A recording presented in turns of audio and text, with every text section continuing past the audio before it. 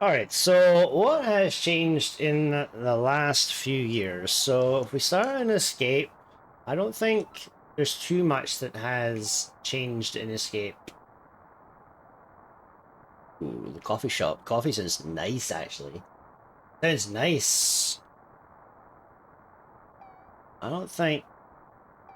What I will say about Escape is I think the introduction of overpumping has really changed in the last 2 or 3 years. Like, people have done it, like Eddie's always done it. Zeon has always done it to some way, shape, or form, but he just went hyper mode on it. I've changed with how doing it now. A lot of different techniques that are starting to come out about it. Like, I have my own technique of doing it. Zelna has his, the way. So everyone kind of has their own technique. But I would say that the revolution of hover pumping in Escape has shown us that pumping saves way more than what people give it credit for. Pumping saves loads of time. Like, if you're a good pumper, you'll save 5 seconds in Escape. Easily. That's top of the top. That would be like Zelna, maybe Eddie. I will say maybe 4 seconds. An average pumper, maybe 3. A good pumper, 2. And a meh pumper, maybe 1. So it's a range. So not everyone's going to save that 5 seconds, but I believe there's 5 seconds to be saved. And the reason that I got to that number is I did a bunch of testing where I did no pumping versus pumping, and there was about a 4 second difference on average between all of the times where I didn't pump and I did pump. So it's a fair amount, and that's just one split. You start to add that up, you add double pumps, then just swim pumping and stuff. So I'd say that's probably the biggest change. Like on the stealth room, I do on this room before here, I came up with my own technique where I actually flip the controller up like this, stick it up onto my chin so that when I turn the corner, I can sit and that's how I do it now. I actually learned to play the game like this. Like I can control Link like this.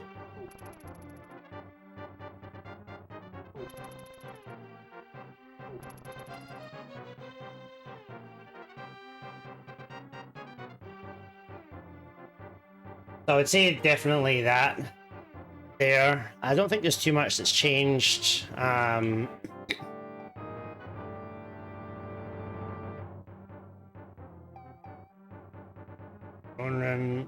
Like all of these rooms. One thing I wouldn't say.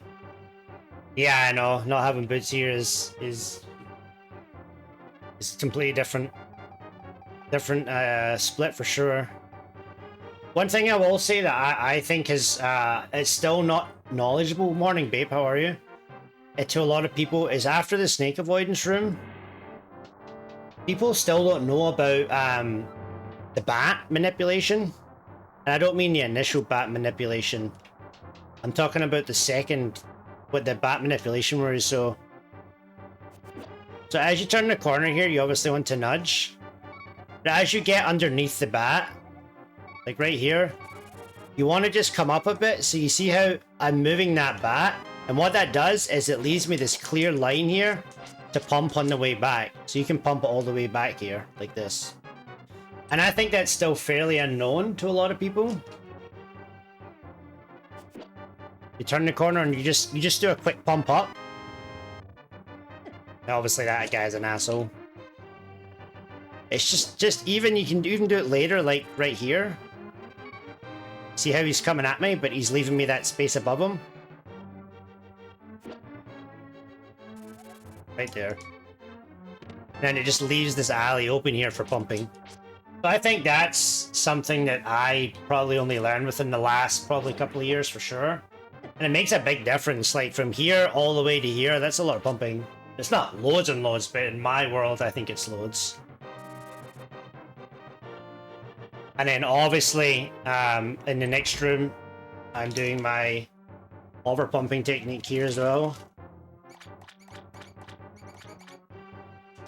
Wasn't a very good one.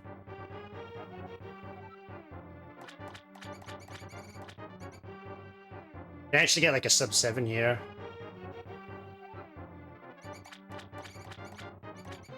Going too early with the pumps.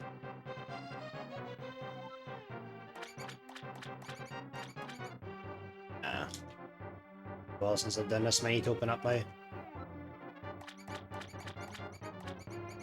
There you go, that's a 7 flat. So you kind of have to play around with how wide your fingers are. This is a different controller too that I'm playing with, so this controller wants me to have wider fingers, so now I'm getting like, see, I'm starting to save time with this now. 7 flat, so that's me starting to get faster times, and that's just like 3 or 4 attempts of me just working out how wide I want my fingers for that hover pump. I've never ever had the bat in my way, like ever. In my opinion, the way the bat can get in your way is if you go early. If you go late, the bat is never in your way. Now, maybe there is a rare case. I've never not ever had it be in my way. Now, it's going to be in my way the next time I do it. You just know for sure. But yeah, it's never happened to me. And I mean, if it's one, I mean, if I've done this probably 250 times and it's never happened to me once, 1 in 250, I'm willing to take that. If it hits me, I lose 45 frames or something, you know, so. The same with the key rat at the end. I'm willing to take the risk there for that one. I think another thing I'll say about key rat, I didn't know this until very recently, actually. Very recently. Wish you gave me fucking Seattle rat. So, when you're walking along here, you just die. No one likes you. So typically what I used to do was I would round this corner here like this, right? And then I would pass underneath the bat like this. But what I found, or what I was told, I think Flip was the one that showed me, is if you come anywhere like this, so you still follow me here, if you come off of this rail here like this, right? I think it's just 1 pixel like this. And then you come 1 off of this here. You see how the bat goes a different way? Thank you for the follow, by the way. So if you go 1 pixel off the wall and 1 pixel off the wall, the bat goes to completely the other way. And it just gives you a free path. I did not know this until very recently. It's like, because what happens with this, if you go like that and you go early, this happens, right? And I can't tell you how many times I do this. And it used to make me say all sorts of words that I'm not going to say right now. But yeah. So this is really, really juicy. Really, really juicy. How you doing, Blue? Blue is hot, by the way. Yeah, I mean, he's hot on the pace. I mean, he's pretty hot too. He's a nice guy, beautiful hair. But I mean, he's hot on ALTTP. He's gonna crush it. Oh, come on, dude. But my webcam is pretty bright. We gotta change that. Hold on. That webcam is way too bright. Blind people.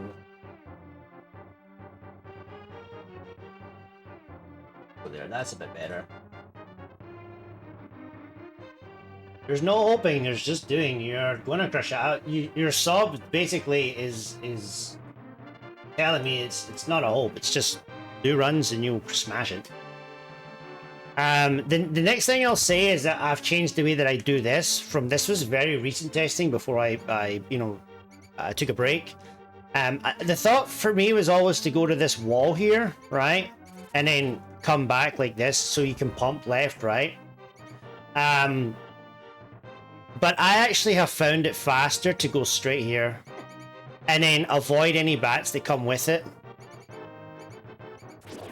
So that's what I do now, like that. I found it to be faster than going to the wall, because a wall move is 10 frames and back is 10 frames. You save some with the pumping, but if you just stay straight on this tile here, and sometimes you do have to move, but I found it on average faster to go straight up here. Like that. You see how I was able to dodge the two rats? If I had gone left, I would have had to double boom that rat there. This is a situation where I have to go to the wall anyways. And you can just use your boomerang there. So you see how I'm avoiding all of that stuff on the left?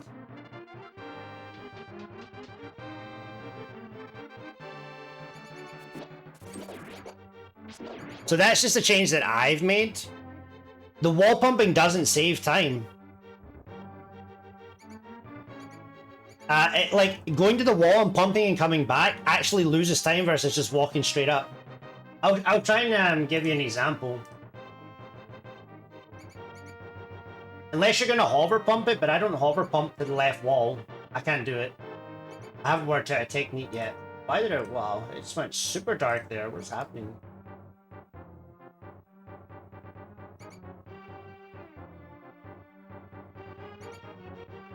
And I think it's better to focus your concentration into the room rather than the pumping because there's so much going on in the room.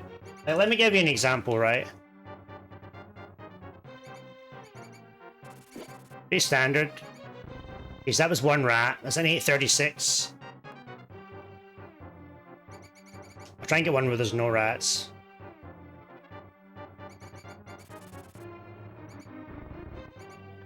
Okay, so that's an 823. Oh. Missed the rat there. I haven't been played this for a while, you have to forgive me.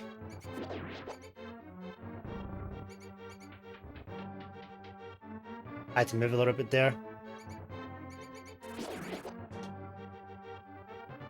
It's a hard room to test because there's so many variables here.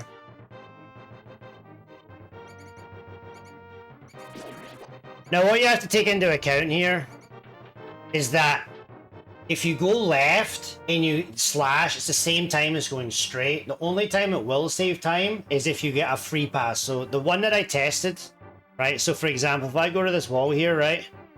If I get this RNG, that RNG is faster. But the amount of times that you'll get that RNG is not common. Right, so right here. If I'd have gone to the wall there quickly, I would have had to come back. Right.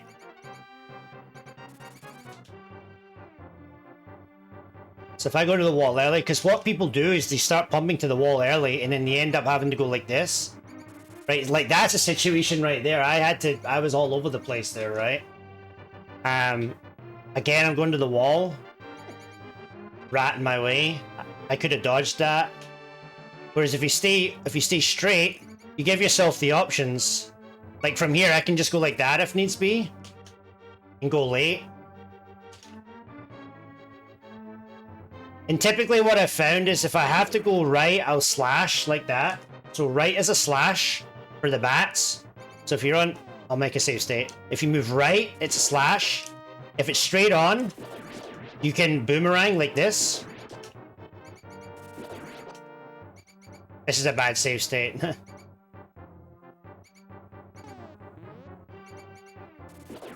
Because you can get past. If you move left, it's a boomerang. So anytime you move right, it's a slash.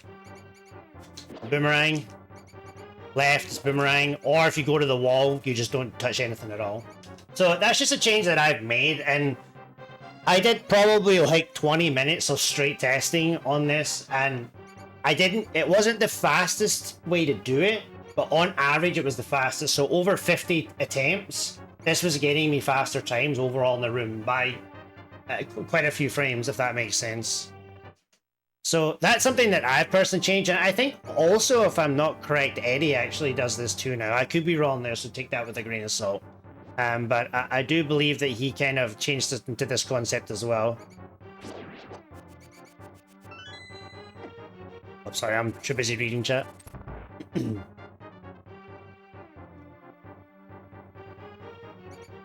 Right here. See, I was able to sneak through those rats there.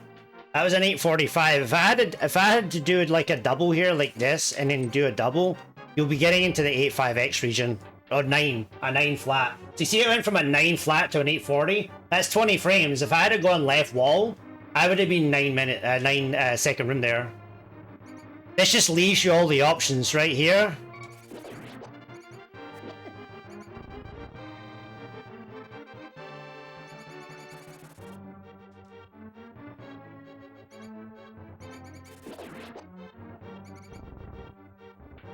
So 832. So I think that's about 10 frames, 9 frames slower than if I just do a wall without pumping. Just did a deboost there. That was a slower one.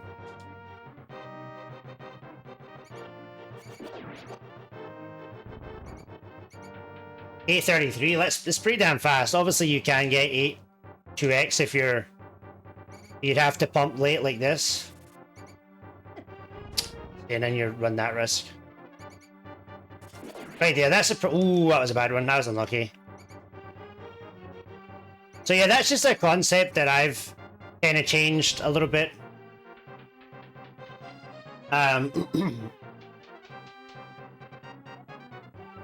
Yeah, that's how I do all of my strats in A Link to the Past. So I don't go for the fastest strat. This is called "I Know You" by Jordan Post.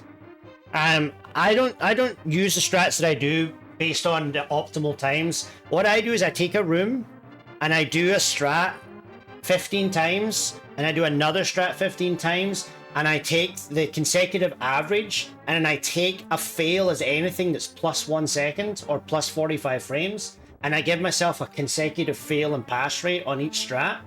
So if a strat is getting into the 60% consecutive rate, but it is faster by 20 frames, I'm probably dropping it because 60% is not good enough for me.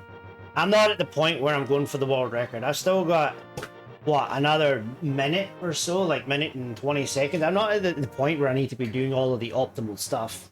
It's just, there's no need. I've got so much time left on the table.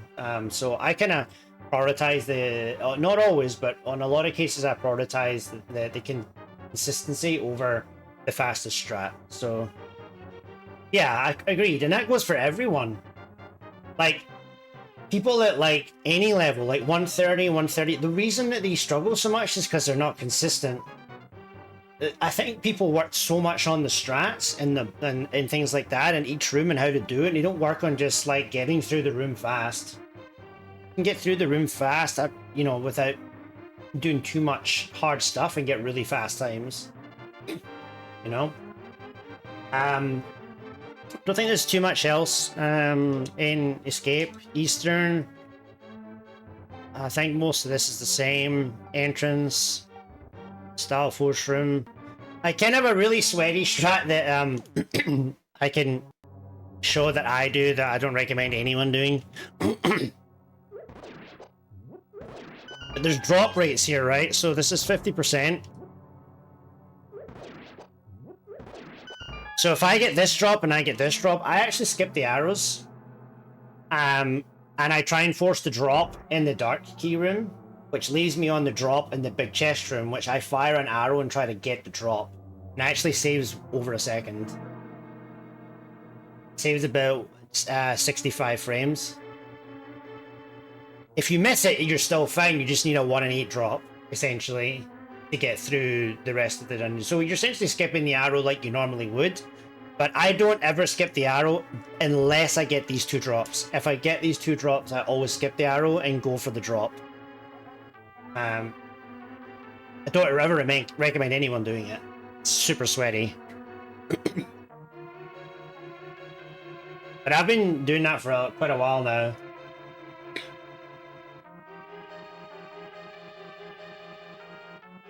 $35 mistakes. If we take a mistake as a second, and that's being lenient, that's 35 seconds. So overall, I mean, okay, I'll give you an example. I played perfectly. I don't know how the hell this happened, but I turned it on.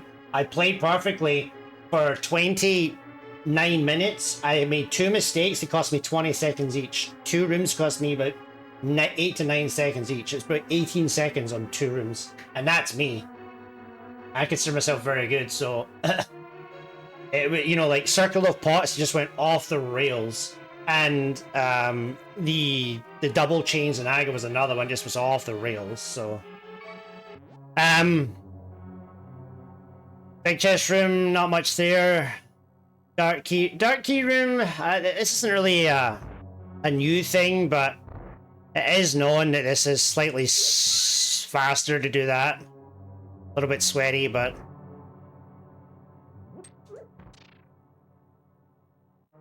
Maybe not. So don't do that. Maybe it's not faster, I don't know, but people try to do that, but I don't know.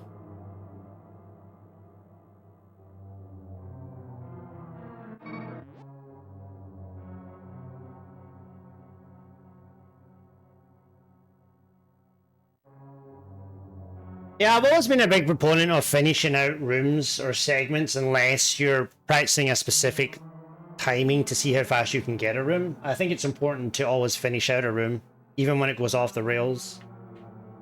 In my opinion, anyways. Big key damage rooms. It's just like advanced techniques that I don't think is really worth talking about. Pot room, Zelda gamer room. Yeah, there's really not much in Eastern, if I'm being honest, because you're just walking around. Desert, there's maybe a couple of things that people don't know about. I would say there's a bush dash that people might not that know about. I didn't. I think Doomtap is the one who I got this from. There's actually a bush you want to nudge here to give you the optimal slope dash. Fine. I need to kill everything on the screen first. Go away. What? God, this sword is ass.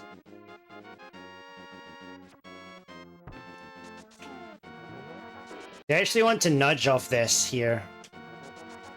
And it actually gives you like the optimal slope dash. Off of this here. Now, this is quite advanced, but when you're coming in off of this side here, it kind of puts you like on the right grid to do it. Like that. I actually nudged the bush there.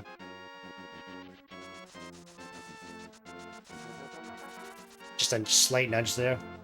That's something that I'd never heard before until very recently.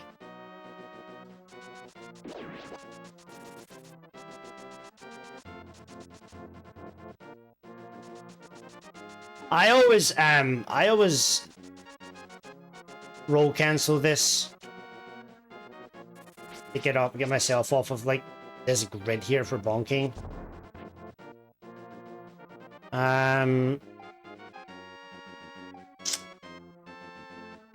I would say the pre-cannonball room, something that a lot of people don't know. It's like it's always been knowledge. But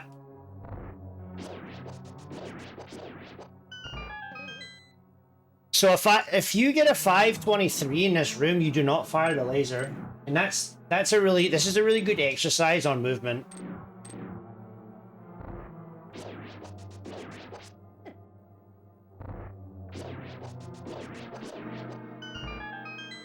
See, 524. So I got a 524, I guess that wrong number, but see how the laser didn't fire?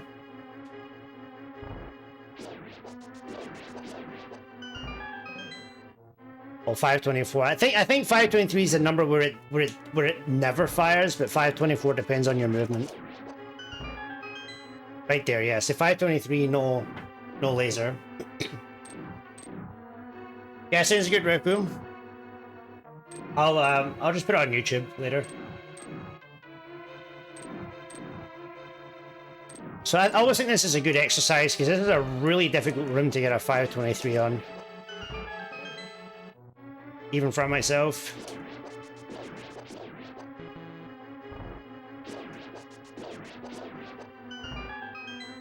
Requires like perfection.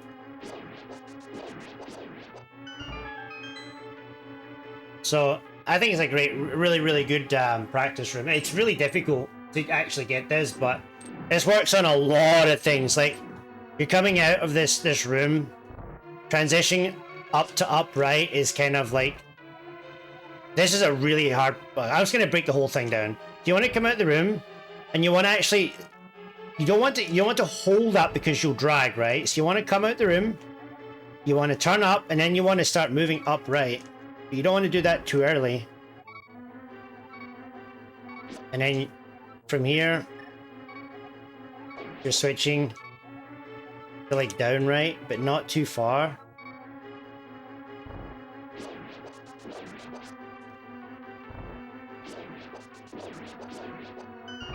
I actually overshot that there.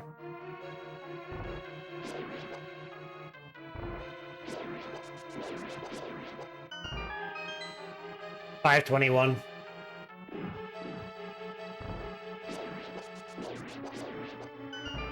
There's a couple of pumps, 519. 519 is ridiculous, by the way. 519 is ridiculous.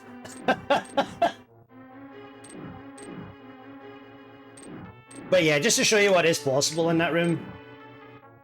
Most people are getting like way slower times in that room. And another reason this is important is if you're too slow here, this can go right. And this is how I found out about this room, because I was actually asking Eri one day. I was like, Eri, what do you do when this thing goes to right? And he's like, it should never go right, you're too slow. I mean, he didn't say it like that because Eri's really nice, but basically he's like, you're too slow. I was like, holy fuck, I gotta get better. the kindest politeness way that Eri can say you're just doing the room too slow. So I grinded the room out and realized that as long as you're fast here, you should always be able to make this on the right hand side. So I thought that was an interesting thing. I didn't learn that until I started going for 123 and really started looking at the rooms. I don't think there's much change. Obviously, Popo Genocide is, I think this is kind of standard. Not Popo Genocide, this room here. I think this has been known for quite a few years. One thing I will say is that people think that this is faster, and it really isn't. It saves optimally, and I mean, if you grinded this like multiple times, you might get it to save one frame. Downright is way easier.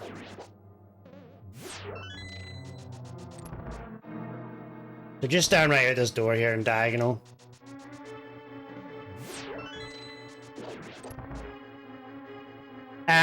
Another thing about this torch here that I don't know if people realize sometimes is there's actually two ways to do this part of the room.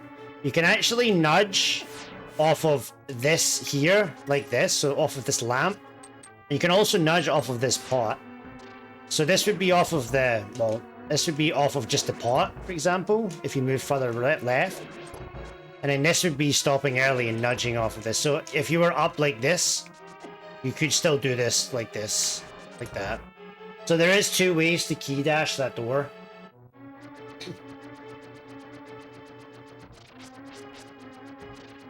I think that's most of the stuff, and not really too much. Terravera is where I think starts to change. I think there's quite a few things in Desert Palace.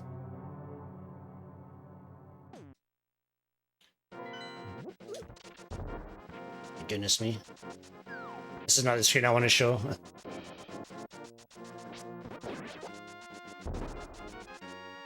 So, I've been doing this for a long time, and this was never the original way to do it. I don't know. This is just what I've always done. I think there's a few people that are doing this now. But this screen here, the method was kind of always this kind of idea. And I think this is terrible, in my personal opinion. I've always come down, and it doesn't lose time. I've always come down here, and the reason I come down here is it gives me two chances to get on this pixel. So I know along this screen, I can already be on the pixel, right? And I know because I'm dashing along this line, obviously your shadow just above the little hump is the good pixel. What I mean by good pixel, if people are wondering, is if you're one pixel up here, for example, right, and you dash along this line, this pickle will hit you. Oh, he moved down there. But even if the pickle stays high, see how I'm hitting him? So there's a specific pixel you want to be on when you're transitioning along this screen here, right? And by moving down here like this, see, I'm a little bit high, and then on the next screen I just have to change to down right there to get back on it. Right there, I'm already on the pixel. All I need to do is dash. Actually got a bad. I think maybe I was actually one too high there, I think. Yeah, I went too high there. That's better. Oh, I got unfortunate RNG there. One high here.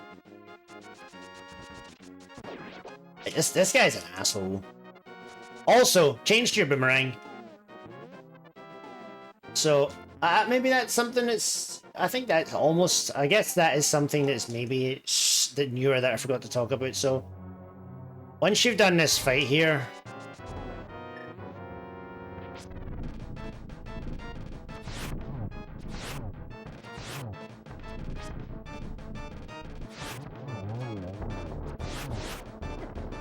what the hell happened there?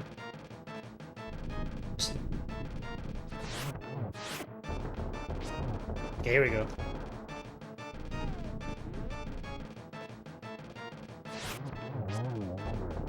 So you just spam the pause menu and do the boomerang and this. Now, there's so many people who don't do this, and a lot of the reasons are A, they just don't like change, and B, they didn't know about it. I still have told people this and they have no clue. So I don't think it's as common knowledge as people might think it is. But having a boomerang here is so broken.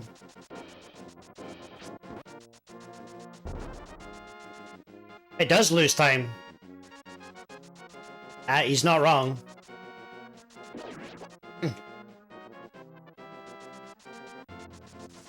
But remember, we're talking at like the reason it loses time is because the menu to the mirror is 2 moves, and the menu to the mirror is 1 with arrows. That's why it loses time comparison. But where it doesn't lose time is when you have to use the item.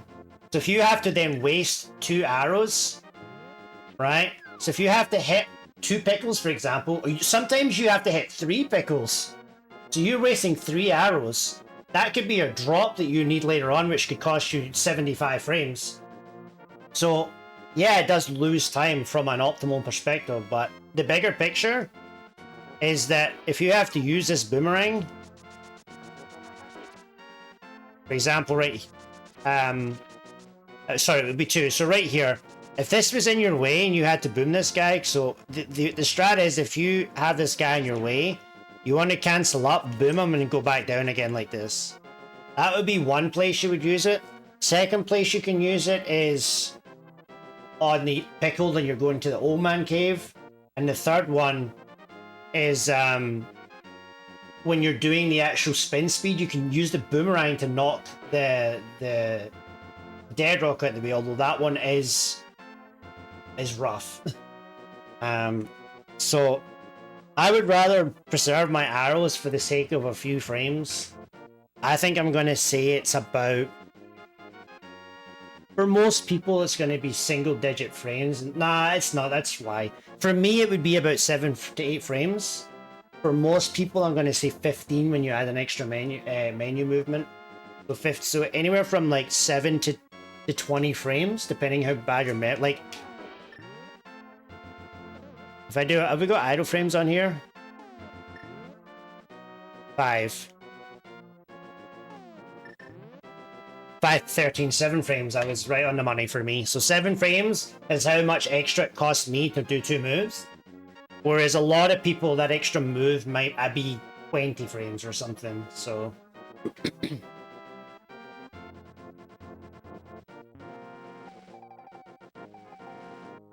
welcome in, Mook. So that's kind of a fairly newer thing, I would say, or not newer, but it's still not common practice, and I think it should be, in my opinion, for most people. Zelna is obviously world record contender. He should be probably not going for it because he wants to save those frames.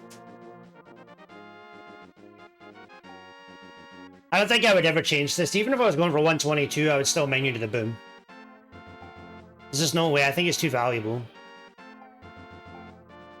I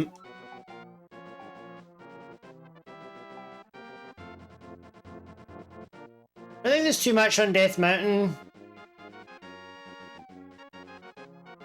All of that's mostly the same.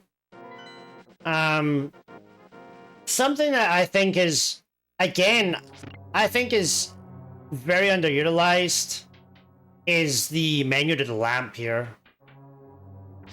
Now, obviously, this is going to change depending on what strat you do. But if you're just doing this strat here, menu into the lamp here to read the Modom RNG is absolutely broken. Absolutely broken.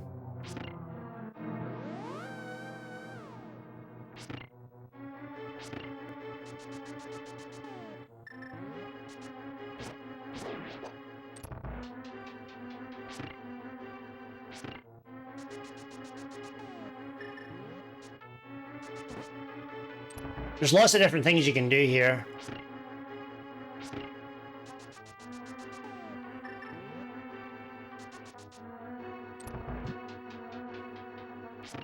You can also continue down if the modem's going to be in your way.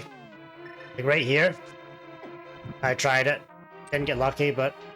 So I think this is a really good... If you're someone who keeps taking a hit to the face, I would honestly just main this strat. And what I would do is I would pause to the lamp as you're going down here like this. If you can manage it. Just come over here like this, and then use the lamp there to read what the mold arm's gonna do.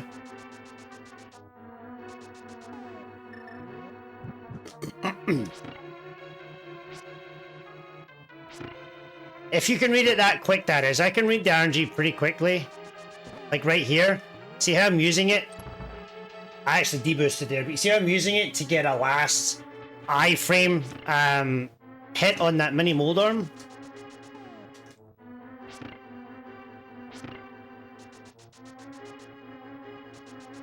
I also know how much to delay there to delay that fire there. So I think that it's a really, really useful place to use the lamp. What I will say about after Tile Room, there is some stuff on Tile Room that's very recent. I do not know how to do it. You'd have to go watch the Zelna video on it. There's a way you can save 1 every 4 times. You can save 20. I don't know how much. It's a lot of time though. It's like over a second or something like that. There's a really weird setup for it. It's like a 1 in 4 chance to manip the tile. The last tile or something like that to not spawn, or I don't know what it is, but it's really janky shit. And if you wanted to learn about it, you'd have to go watch Zelna's do it stream. Or ask him about it, but if I was coming back, well, you know, I got a long way to go, but if I was even looking at stuff like that, but... what I would say about this room, right, if you don't do the boomerang... Now, I'm a big proponent of I hate Boom Hera. I think it's a great trick. It's fun. I know it. I tested this trick about 100 attempts. I did 100 non-booms and 100 booms. On average, Boom Hera was losing me over a second. Over a second, it was like 1.4 seconds on average that Boom Hera was losing me. It's terrible for me. It is terrible for me. So I will just not do it until that consistency is way up. Way up. Because when I was saving time with it, it wasn't saving that much time. It was the difference between saving half a second versus losing 1.5 seconds. And it's just not worth it for me. But what I will say about if you're not doing Boom Hera is how low you can hit this tile is something you should play with. Look how low I am here. Right? This is going to be able to get you in and out the room faster, which is really important. And you want to diagonal up here like this. Hit it like this, and then you want it down right after the slash. See how early I'm hitting that switch? Like, look how low you can hit that switch. Because what I see people is going way up here like this. Like, you're losing a lot of time. And you're also introducing more frames for this thing to fuck you. So keep yourself as low as possible.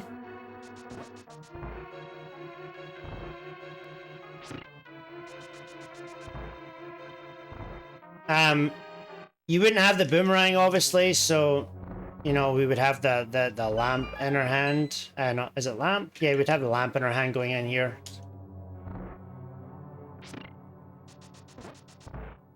So...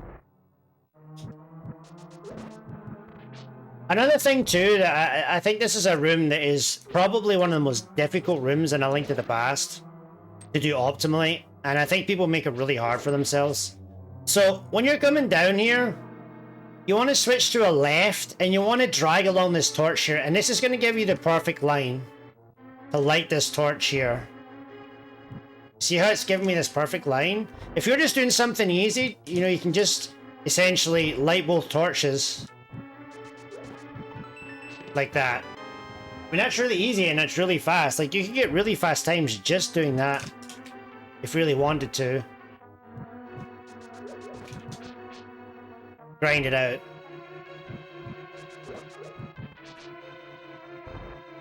I'm obviously taking us to sweat levels of grinding, but a 504, I mean, it's not going that fast. I fucking hate this torch. I'm going way too fast. I don't even go this fast when I'm doing this strat.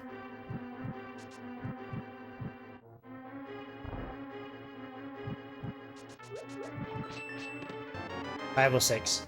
So, I think this is a really good strat that I don't see used. I see people coming down like this, which is fine. But it ends up being a lot slower. That's a 522. Like, that's like almost 20 frames right there. Just from coming down and not doing that early. I mean, obviously you could optimize it a lot more, but...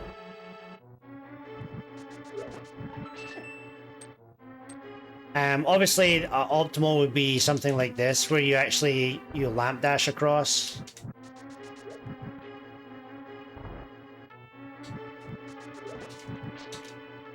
This is a really difficult room. I'll do optimally.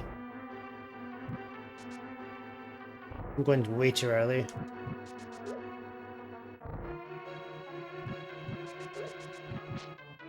Oh my god, I hate this room. Stop going fast. How is that not lighting, dude? Are you seeing this shit?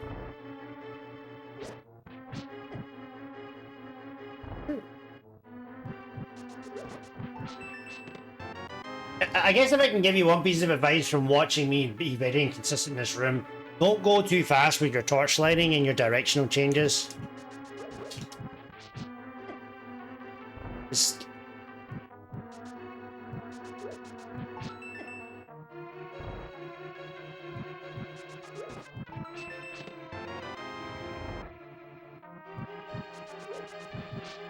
That's such ass. Fuck you, torch.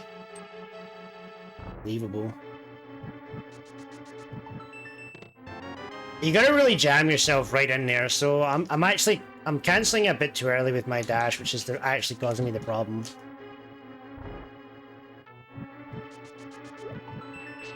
That's better. So I was cancelling my dash just way too early on this side.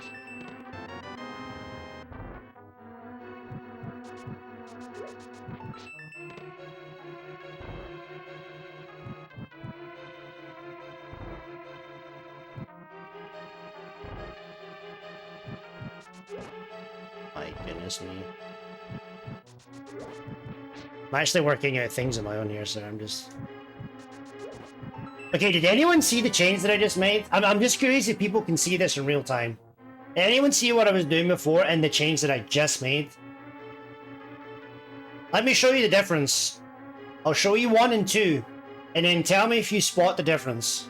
I'm curious if people can see this, right? So this is number 1.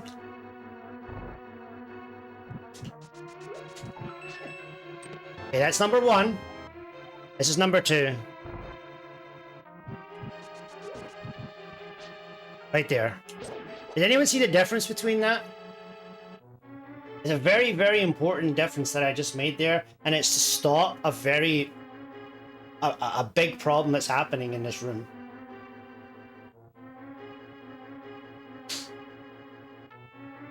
It's so minute, but it could save you so much time, and this would just save me time. We're talking like micro movements here. It's quite a big difference. Show it again. This is number 1. Number 1 again.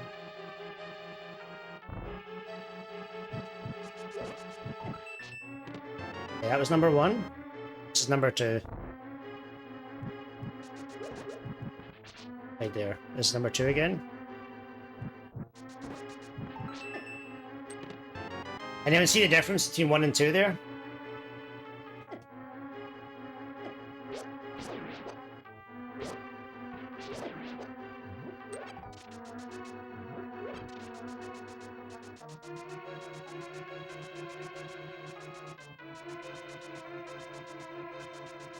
So 1 is when I'm coming down like this, and I'm continuing the movement down left like this, and then going into a down right with a dash torch. So I'm actually continuing this movement down and going like this. And what that is bringing into play is a potential mistake where I do this. And what would happen there is I actually wouldn't light the torch because I would do that. Because I'm still facing left and I'm pushing Y one frame before I'm pushing down. So I'm pushing Y and down, but I'm pushing Y a frame before I'm pushing down. So that it ends up going like that. So what I did to change it was after this light, torch light, I actually changed to facing down. And then I moved in like that so that when I did my YA, I couldn't miss.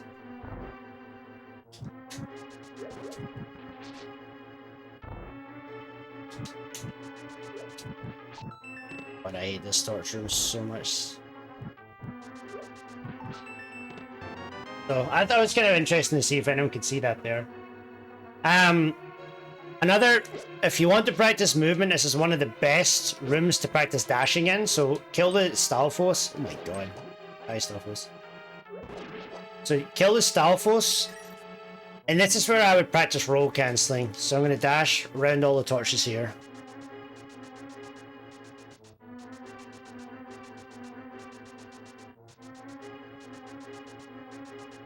Should be able to comfortably do this.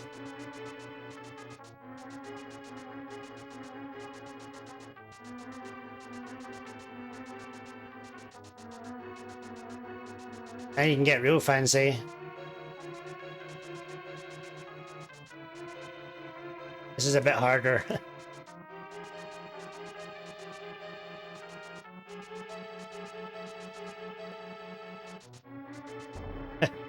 Yeah, I love this room for practicing dashing. There's all sorts of stuff you can practice in here.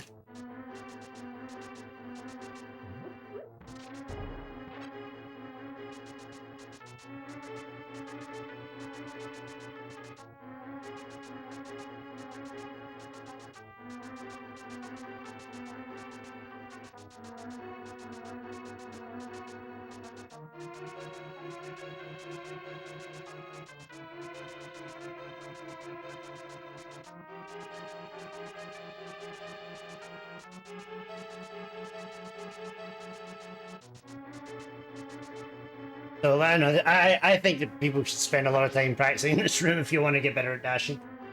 I kind of get a little bit off topic there, but Beetles, petting zoos is one of the biggest changes from the knowledge that we found. Now, what was found with this? Now, there was two ways that were found here. There was one way that was found that a lot of people changed to, and I think it's bad. There's a variation of what was found, which I think is way better. And you're just going to have to trust me on this. I'm not going to go into a big detailed explanation as to why it is, but essentially you can just walk here.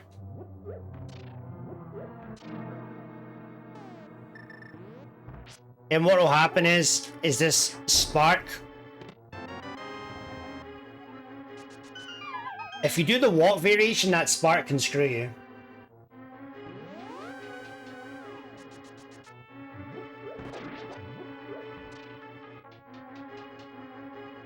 Now what I changed to doing here is if you're doing the bomb jump, is I still do the dash.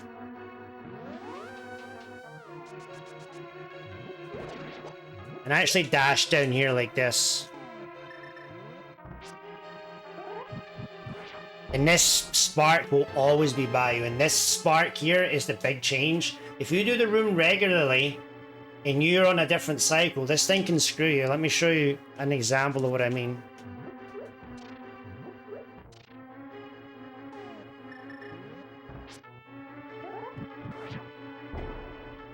See how that spark was in my way?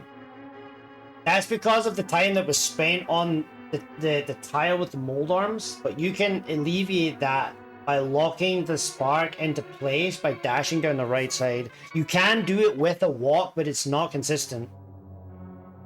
But if you do the dash down the right hand side and move in, it doesn't lose any time, but it is 100% consistent. It works every single time.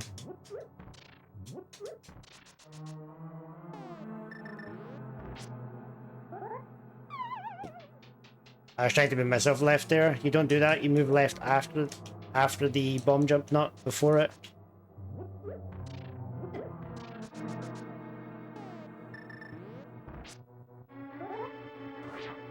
See how this is always going to bypass me like this? I still think this is very unknown. Very unknown. And anyone who's doing the walk up the left in between needs to change this like now. You're just losing half a second for no reason sometimes. This is a huge time save. Doesn't matter how much time I spend on this pixel. Always going to be there. Always going to bypass it. Oh, nice. Nice deboost. So that is the way to do that bomb jump now if you're doing that bomb jump. I don't think there's any other way that anyone should do it. If you're doing it the other way, you're actually losing time and making the room harder. And that's not a hard strat. In my opinion, so that's fairly new within the last couple of years, I would say. This is old tech I came up with this quite a few years ago. Just diagonal into the corner. That's old though. Mole arm, something this isn't old. This isn't new tech, but it's something that I think is very important. So out of this door here, I see people going from this dash, turning left, and then trying to dash. Now what happens with this is if you stop early like this, you actually grab this wall. I'm trying to give you an example of this. Right there. I see this all the time. And this is a very easy fix. And the easy fix is by cancelling your diagonal with the down left, or a roll cancel as I like to call it. So you're continuing to hold down on the D-pad the whole time. If you notice my input display on the top right. You see how I'm down, I'm cancelling with down left, and I'm holding dash, and what that does, it stops Link facing the same direction but charges a dash, and then I can change the dash by doing a dash turn. And this will stop you from grabbing the wall in a situation like when you stop too early. And you'll basically never... The only way you would screw this up is if you went early and bonked, which is pretty hard. See how you can stop really early and you still nudge? If you did face left there, you would grab the wall. Doesn't sound like much, but it's a fair amount of time. Especially if you were to... Yeah. If you're not good at reacting to it, it costs you over half a second for no reason. And not only that, it can change the... it can change the RNG of Mold Arm, which could essentially rip your run. So this is potentially run ending. Now it's all RNG related, but I want to be in this circle as fast as possible.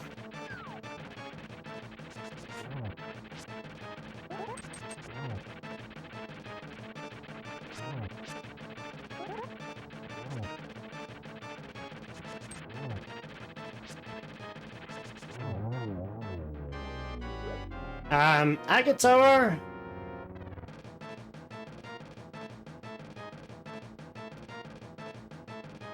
There's a few things in Agate Tower.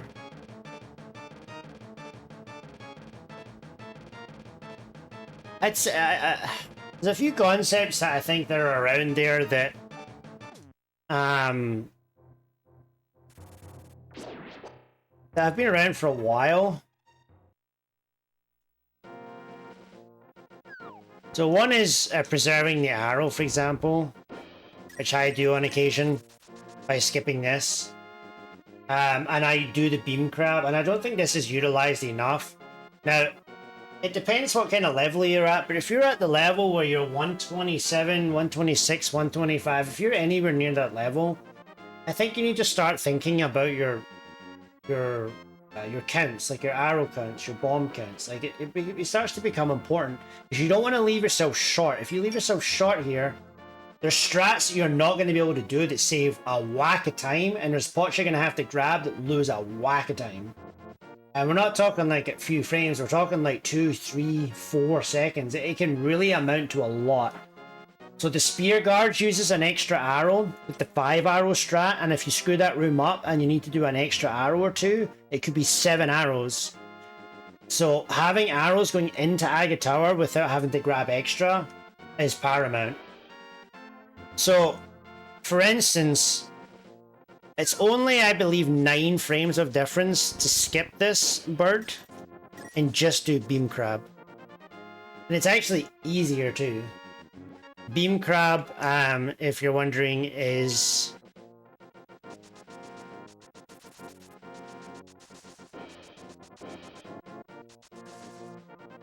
this one here.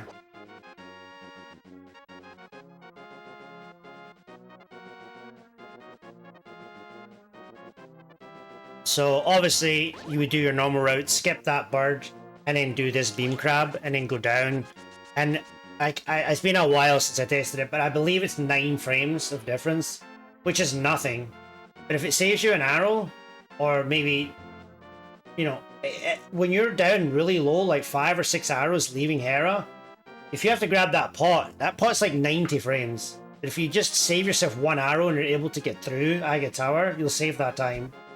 I think it's really important to start thinking about that sort of stuff when you're at a specific level. I don't think there's too much to talk about in Lost Woods. Castle screen, this is something that me and Flipheel found a very long time ago. Not a very long time ago, but probably about 3 years ago. So the strat was always this. And what we found was, if you cancel your dash just before,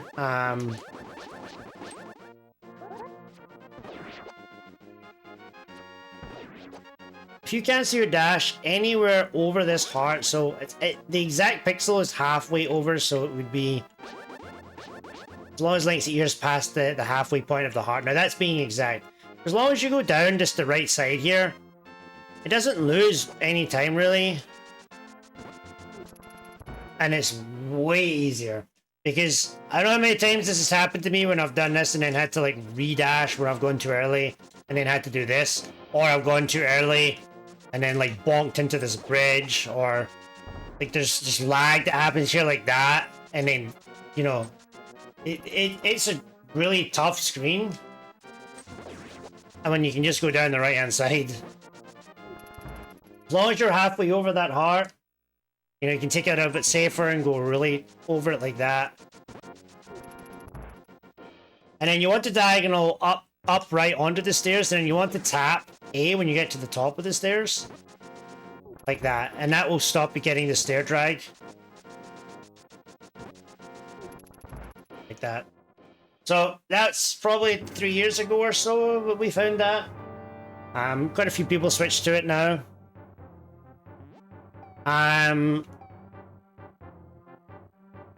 Prize pack guards, there's something that not prize pack. These guards here, there's a strat, and I couldn't remember. I was trying to remember my run, but there's a strat here that you do. I can't remember it now. Where's it go?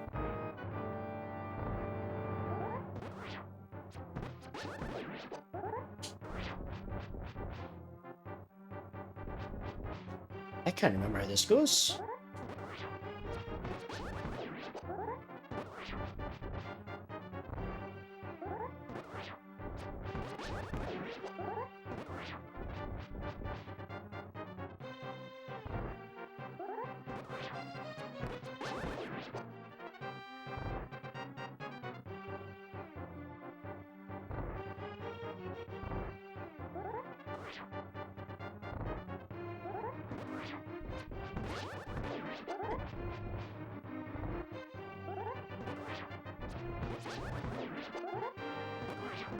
That's how it goes.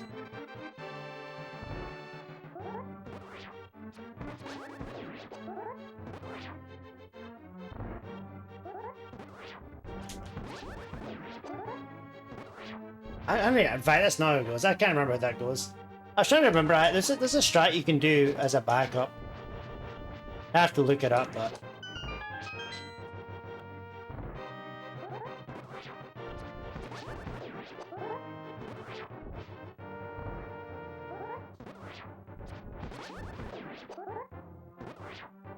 you just have to slow down a bit.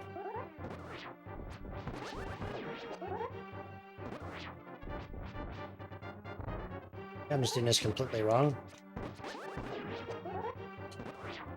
I can't remember how this goes. I don't remember if there's a backup that you can do if you take a hit here.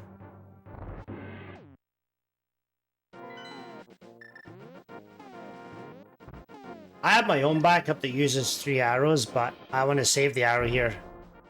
Talking about arrow preservation. What I've been doing is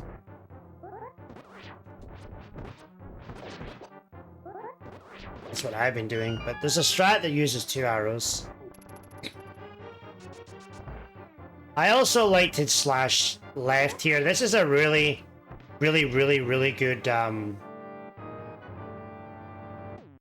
really good strat for anyone that struggles with the first. I still to this day do this sometimes.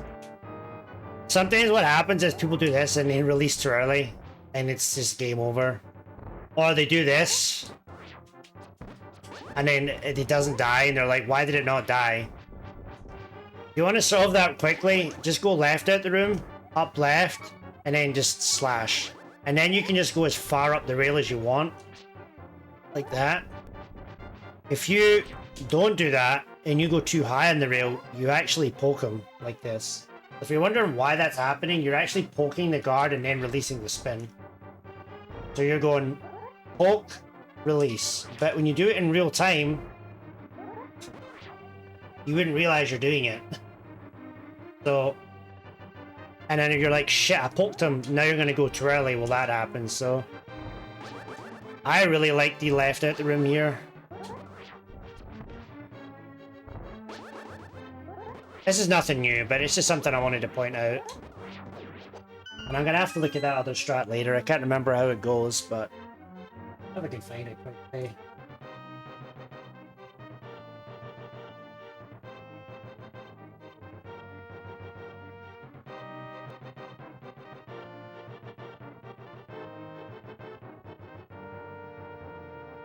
What's it on it?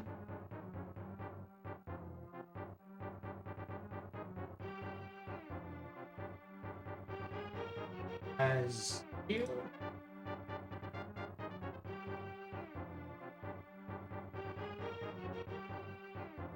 Can't find it. I'm gonna have to go searching for it, but thinking what else has changed in Aga Tower.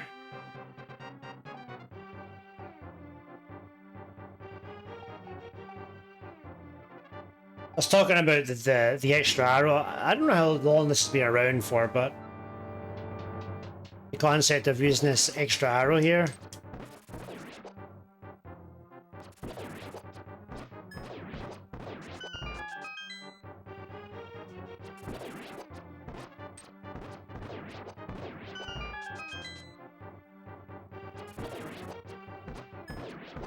I'm just going too fast there.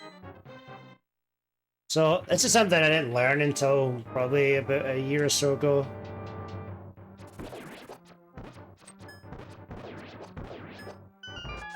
And I gotta practice it some more by the looks of it.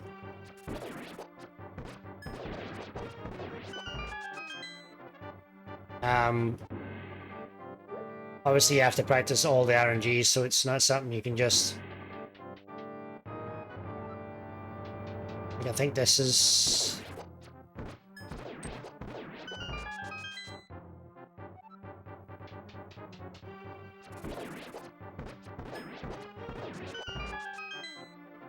more advanced stuff, but it saves a lot of time versus the other strat. Because what we, was always known as the beam stuff.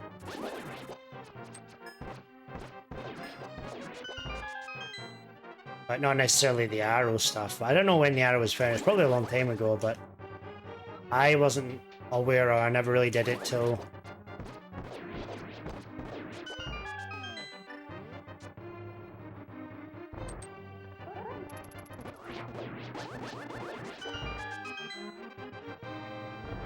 Okay, so it...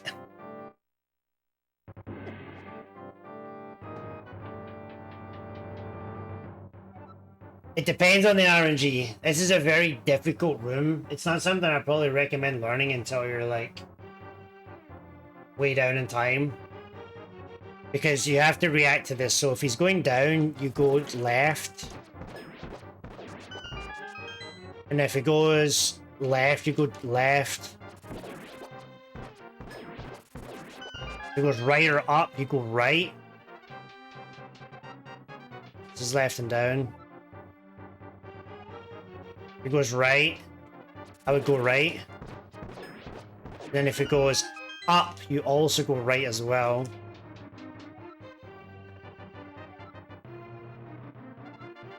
There's right. See, even I screwed that one up there. I didn't go right far enough. There's up here. I missed it there. It's a really difficult strat. It's not something I'd recommend for most people unless you're down, you know, 123 to 126 maybe level, something like that. Maybe 127 if you want to put some time in, but it does save a lot of time, but you have to put a lot of work in. I'm also very rusty. I haven't played for a couple of months or so, maybe more, but...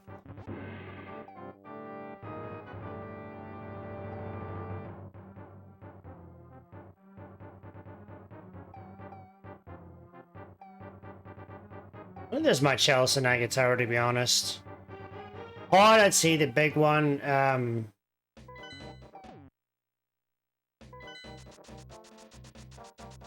this was found by Eddie? Not... probably not. Quite a while ago now. But it was found... So, we always dash along this line, and what we used to do was if we got bad RNG, so bad RNG is when he... Right here. This is what happens. So what we used to do to avoid this was do this. But what Eddie found was if you just go half a tile lower,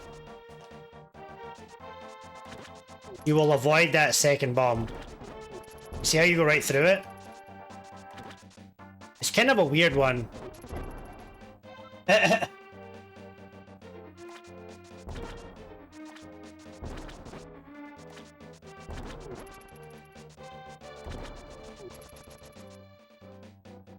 So, if you ever see this guy throwing to the right, we tend to always go lower here to avoid this bomb here. That's something I would say is fairly recent that a lot of people, if you're not paying attention in servers, would know about.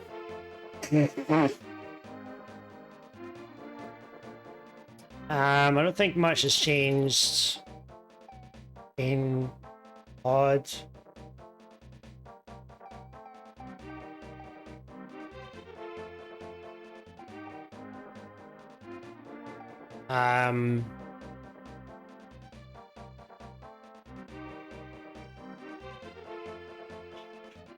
What's up, Zol? What's up, my dude?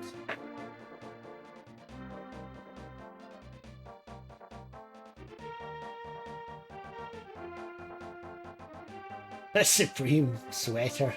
What's up, Zol? How you doing? How was your casual boots race? GG, by the way. How do you think it went for you?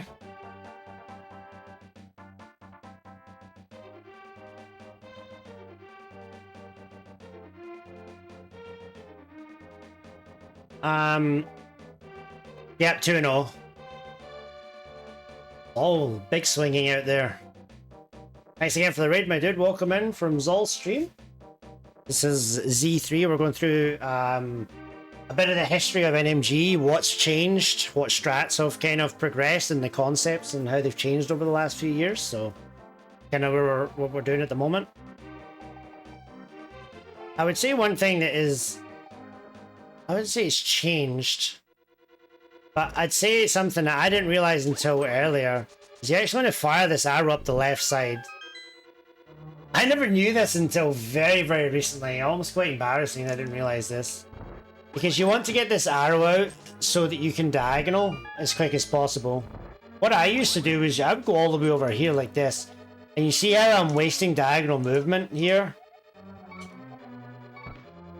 Now that's taking the piss. That's going to miss the teddy bear, but... See how all that wasted diagonal movement? Whereas if I get it early... Don't go too early, obviously. I can diagonal almost all the way there. You slop execution errors, especially then, but yeah, my opponent was a new player and showing some tricks room starts at the end for a bit. It's nice to see new players having a go at the Kaz Boots tourney. Odd mimics. Talking about the buffered. Talking about oh, it's been a while. How do I get there? Where is Pod Mimics? Oh, 2. Where is that room? Oh, it's at the start, isn't it? You go right. Been a while.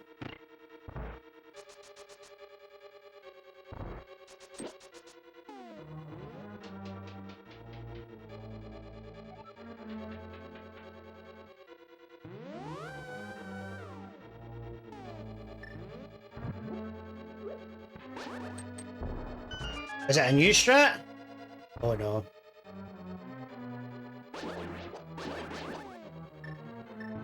Right, bombs.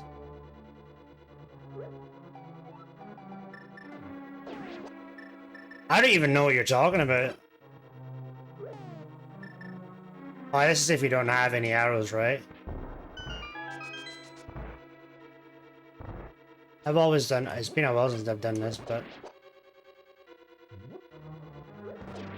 How do you do this again? Oh, it's been a while since I've done this. Wait, whoa, I've not done this for a while. How does this work again? This? Whoa, it's not that.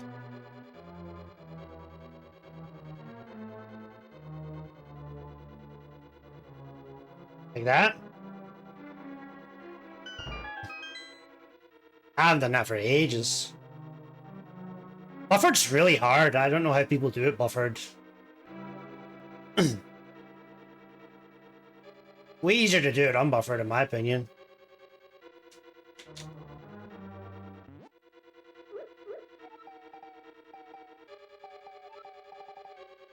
Just lost my save state. I'll show you. Alright, how are you doing it bufferless?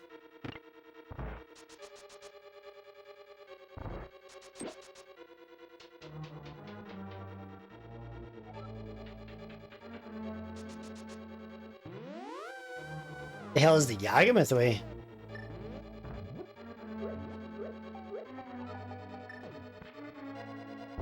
The 90 turn.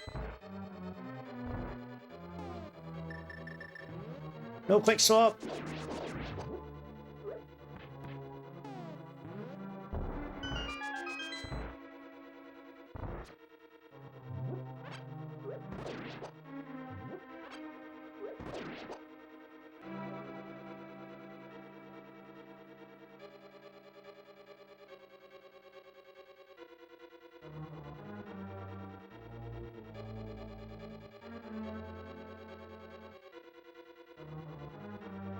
Oh yeah, that's how I do it. I do it with the side of my thumb. No, sturdy D-pads are the best. That's what you want, not mushy ones. You want really stiff ones. Stiff ones are easier. I do it with the side, like this part of my thumb though. Like the back end of it here.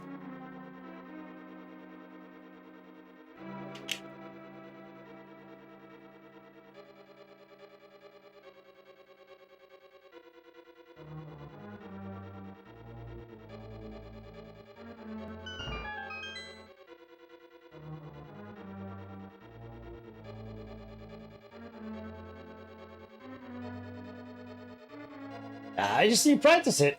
You just need to be, if you've got a stiffer D-pad, you just need to go harder. You just need to go hard, like you really need to You really need to like press on that. Like you really need to press the pressure. If you've got mushy, it's more of a flick. So mushy is a flick. Stiffer is an actual press, but press with speed. That makes sense. We're off track here. Where were we?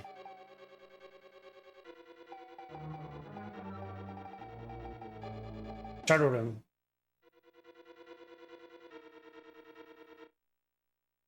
We'll always have to show this in the strat because why not?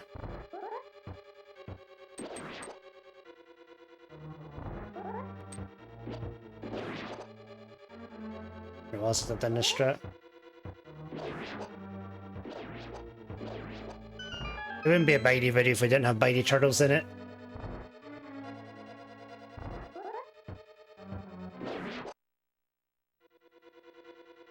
This one?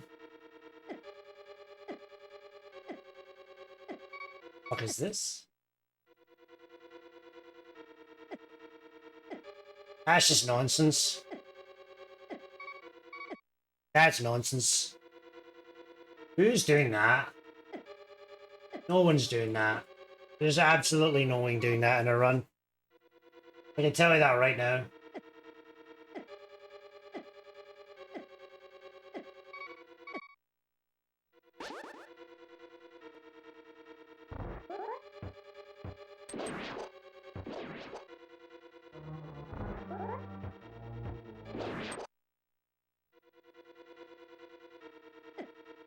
I want to see him do it in the practice hack 20 times and tell me his average time. And I want to see what time he's actually getting and not the practice hack time. I bet you it's not that fast. Because that practice hack time is probably someone grinding it for like 2 hours. Realistically, what you can get in a run...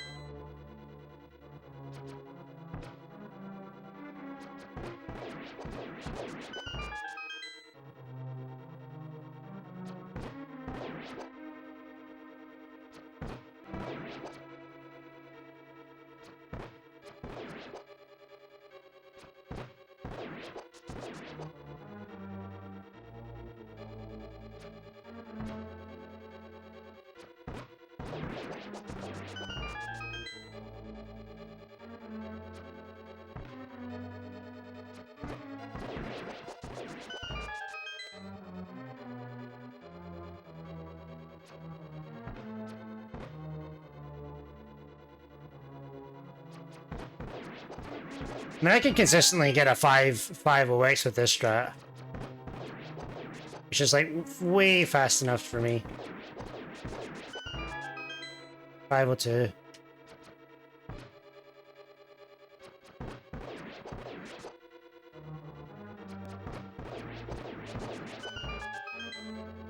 So like, trying to go for some ridiculous strat is horrific.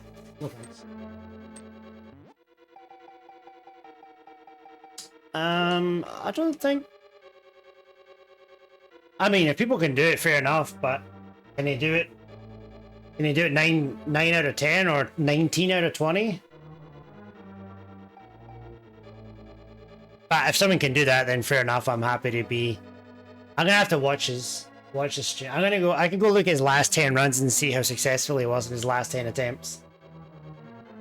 Because if you miss one arrow, you're losing multiple seconds. Multiple seconds. That's big dick, though. I gotta appreciate the big dick. I think there's too many. Okay, oh wait, actually, there's not too many. There's the biggest, right? Back to the initial stream we were doing. The biggest, in my opinion, change that everyone needs to learn is the grove. A grove. This is something I found. We always knew there was camera change in this, but I found a very important thing here, and I think it completely changes the screen forever. Okay, so typically what we would do on this screen. Okay, so if you notice, right at this point here, there's no camera change. So if there's no camera scroll here, and you hold up left, and you get to what was known before as the bad pixel, okay? So there used to be a good quick warp pixel and a bad quick warp pixel. This used to be known as what they called the bad quick warp pixel. Now the reason they called it the bad quick warp pixel is because when you mirrored, if you tried to dig here, you would be digging on the right hand side. You'd have to do an up left in order to do that. Now what I found here was if you push right and A on the same frame, when you go to do this screen here, you see how the camera scrolls to the right? That moves the camera 1 pixel, sometimes 2 pixels to the right. And what that does is when you hold up left on the screen now, I'm actually too far. So this is the bad pixel that we were on before. They call it the bad quick warp pixel. So now if I menu or mirror on here, and I now dig on the bad quick warp pixel, it now becomes a good pixel. So by shifting that camera over by 1 pixel, you can essentially up left right onto the quick warp pixel every single time and not have to worry about moving. In my opinion, this is absolutely massive.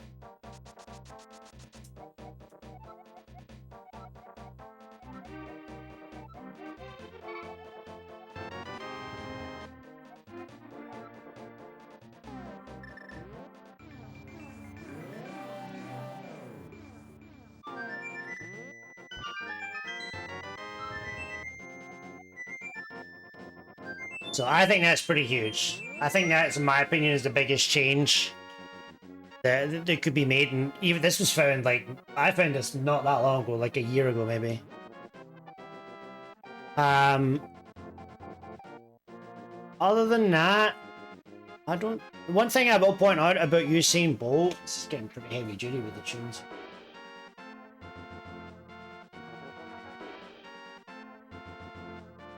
The thing I will point out about Usain Bolt, people still to this day don't know about, I find. So after activating spin speed here,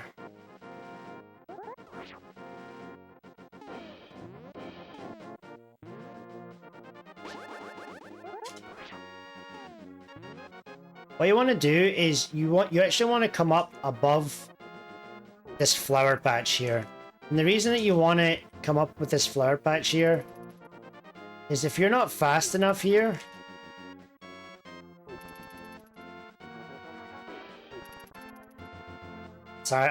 it's hard to get this to work. But what happens is if you don't go up here, and it's probably a bad save state to show you on. Show you an actual save state.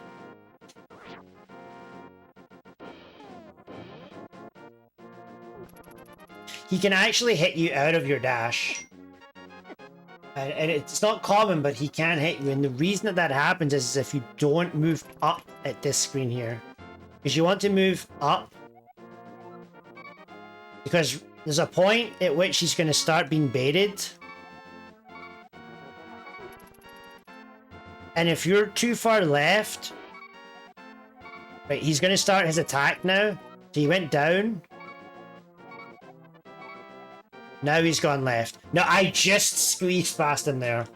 But if you delay that movement to the left, you see how he's now coming down aggressively and you're creating the gap above Usain Bolt to get past. And this plagued me for a long time, about a year before I realized, or someone told me about this concept. And it's one of these things that flies over most people's heads because I didn't know about it until someone showed me. I've shown loads of people this, and it's one of those things, and it doesn't happen often, but when it does, oh my god, it makes you want to yeet something to the fucking moon. It's infuriating. Plus, you don't want to lose health in TT because you can die. There's loads of things that can kill you. So I think that's something I like to explain to people for sure.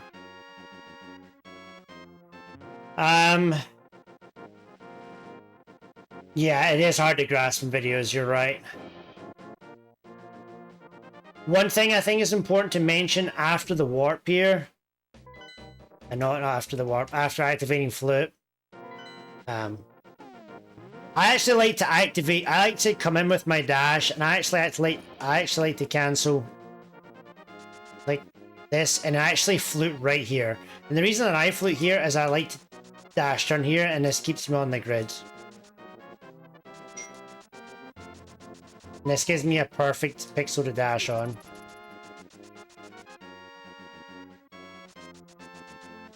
Like this. This should also be a problem as well. And the way that you avoid that is by doing, if you're on the grid. So you want to cancel this with 2 roll cancels. So coming off of this grid dash here, I'm moving up left, dash, moving up right, dash. It's hard to do that in real time, but I'm get on the base here. So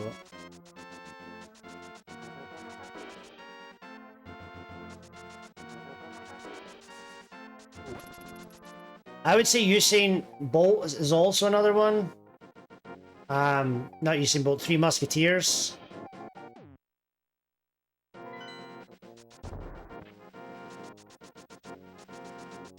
Oh, that's bad. This screen here. This was a fairly recent. I actually found this years and years ago, and then I went away from it. And I think Retro or something kind of reignited this. But this is a really nice strat. And you have to basically nudge this birdhouse to get underneath here. It's really nice. Yeah, the spin speed's not worth it for me. You have to do a flute speed. So you flute speed or flute slash to get your sword out on the same frame, and then you charge your sword, do a spin speed. I've never got it to save time. Personally. You would flute speed. Oh, where is it here? No. And then you would. And then if you miss it, then obviously you're. But I don't think it's worth it. A, I don't want to add another spin speed into the run. Because B, if you fail it, you're losing a lot of time. But I don't think it saves that much time to be worth it, personally. Oh, another thing I'll point out here is that after the warp, this is something I found very recently as well. I pointed it out to a couple of people. I think even I told Aero, and I don't think even Eri knew about this, which he usually knows about everything. So if you dash along here low, you will not bonk, right? If you dash center, you'll be fine. If you dash high though, you bounce. So people used to think this was random or RNG or a subpixel thing, but it's literally just the height that you dash along.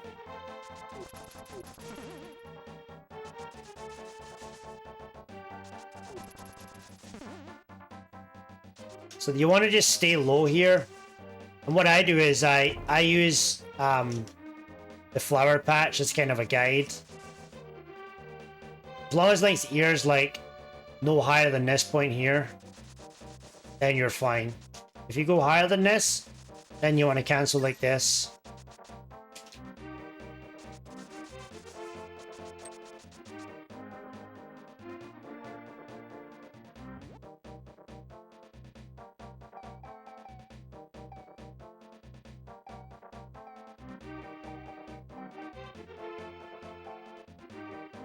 Too much else here. Compare railway.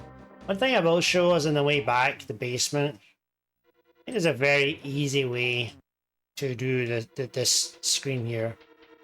There's two different concepts. You can just literally slash and then dash. That's a bit slower. I like to do the double tap, so you tap A like that. So I tap, then dash. That's slow, but that's how I do it. If you're worried about going too fast, then you can just literally slash and dash like that. Very easy way to do that room. I've seen people do all sorts of things there.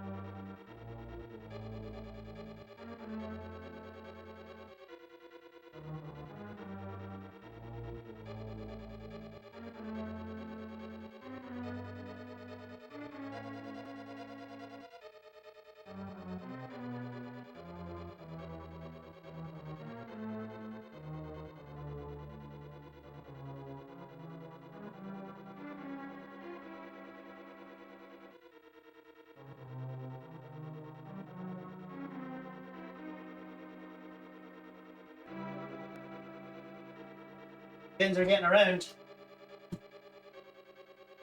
Might just double tap save. Well,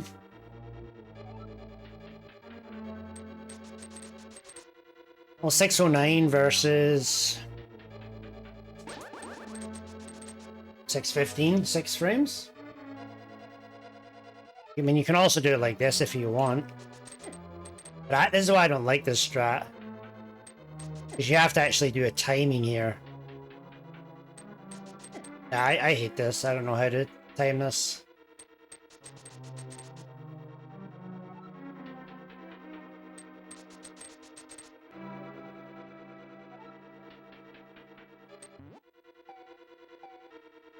One thing I'll share is a strat that I come up with as well that I do, and it's the pot hammer dash. Hate this screen. It does lose time, so it's definitely not a faster strat. But I use a menu here now. So I go here and I pause, and then I deal with this guy here. What I do now.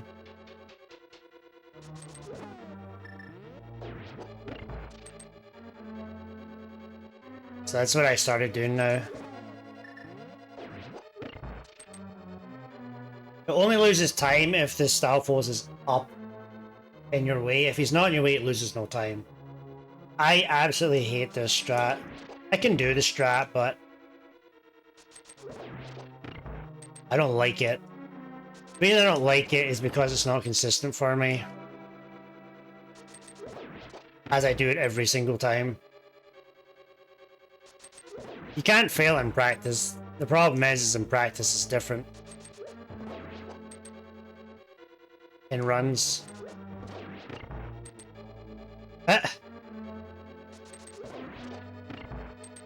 So yeah, this is something I've been doing for a while now.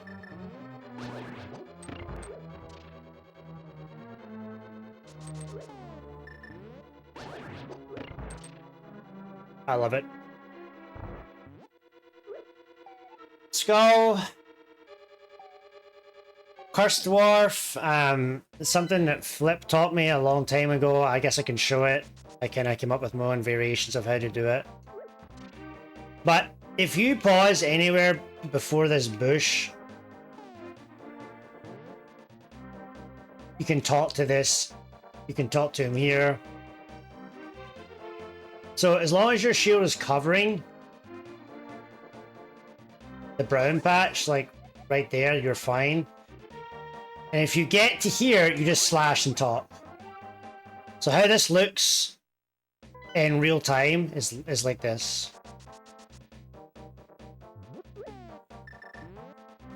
Like that.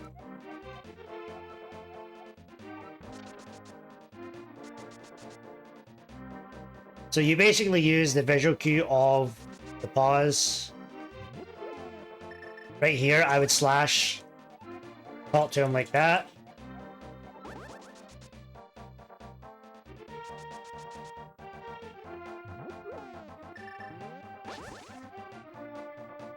I like this trick.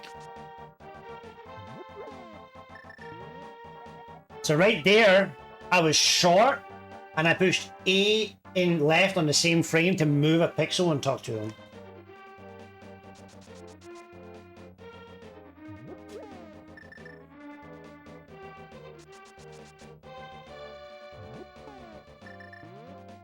That's bad. If you don't throw it before the pause, you're just in no man's land.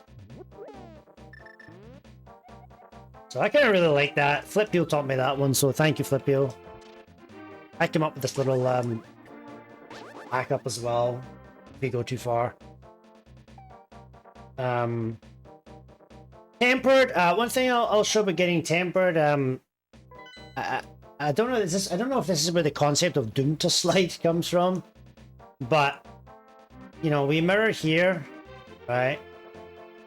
This would be where you mirror, and then after you get the thing or whatever, you dash out this screen, right?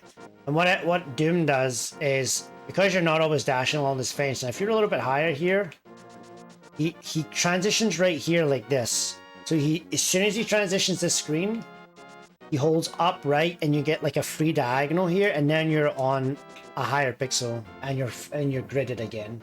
So I really like this. I think if someone passed it on to me,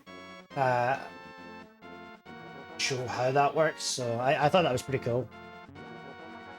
I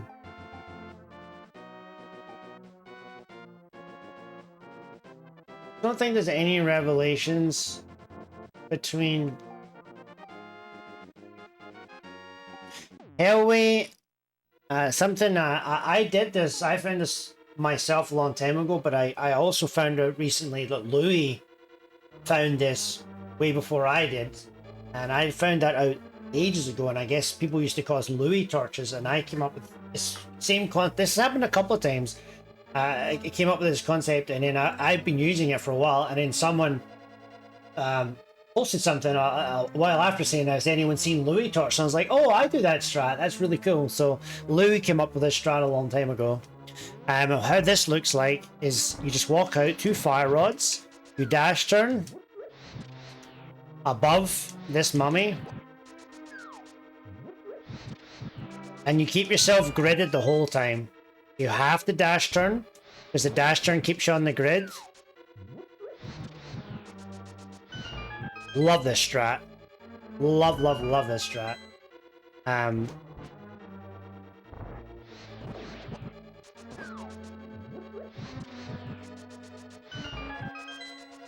Very nice. 8.0x. Can't really ask for more than that.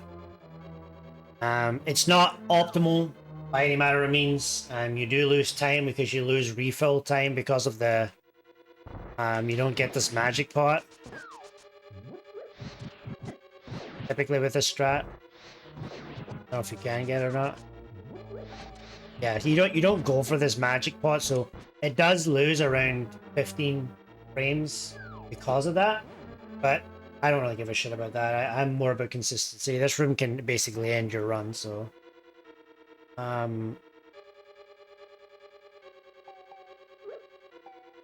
Ice Palace. One thing I like to point out on this screen is the bridge warp. So, to do this perfectly, you need to nudge this, and then you need to ungrid yourself by 1 pixel. Right here. This is a very, very difficult trick to do consistently, but if you ungrid yourself by 1 pixel, you will dash here. You won't bonk.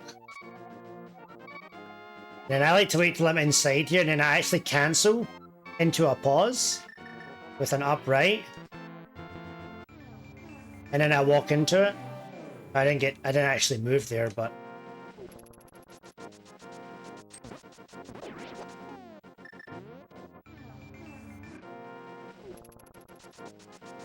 I gotta turn my quick warps off, I hate them.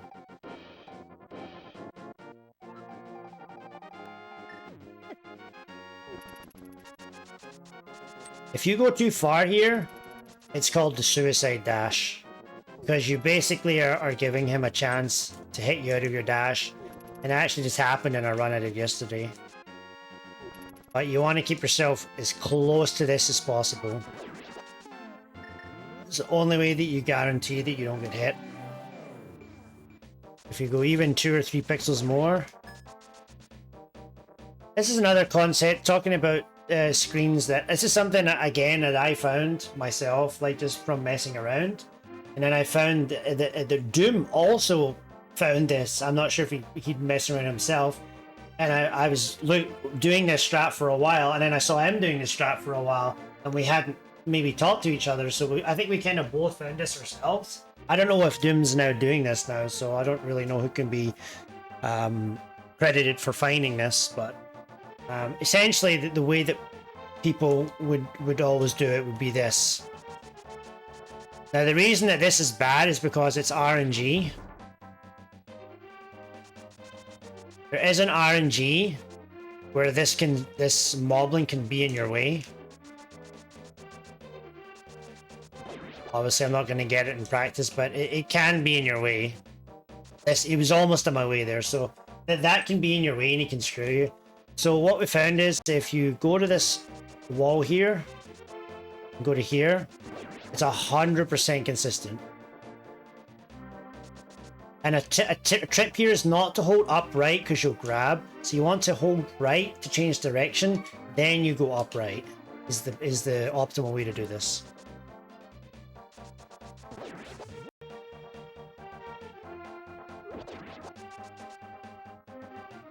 I also looked at some silly strat, don't do it. But I did look at some silly nonsense not long ago, where I was actually dashing this. Try it. Can't remember what exactly. I would dash this and then you go like this. And it is actually faster, but don't do it.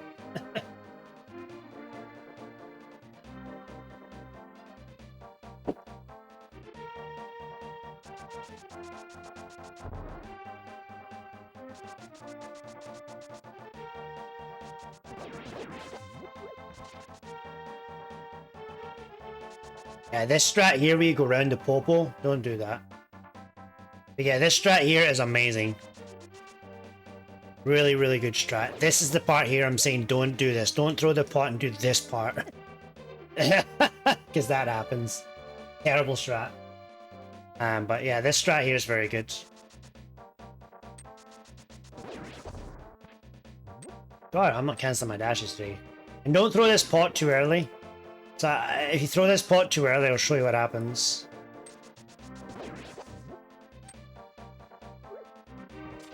That happens. You actually drop the pot from behind you. It's kind of weird. Another one I'll show. I like doing this double dash here. I've always done it. This was actually Bentizi. A guy named Bentizi. This is the Bentizi double dash. I love this strat.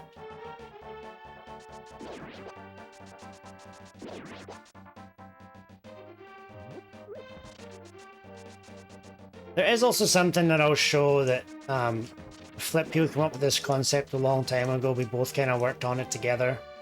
If you don't do your menu here, I think this is how Flip does it now. You can actually use this pause here to read your pixel for a quick warp. Which I really, really like. I eventually changed away from this. I do the same concept as Flip, but I don't use the pause anymore because I think the pause is more valuable under the bridge to get the quick warp, and I don't need the pause anymore. So essentially, I do the same strat now. I just don't need the pause in order to do it.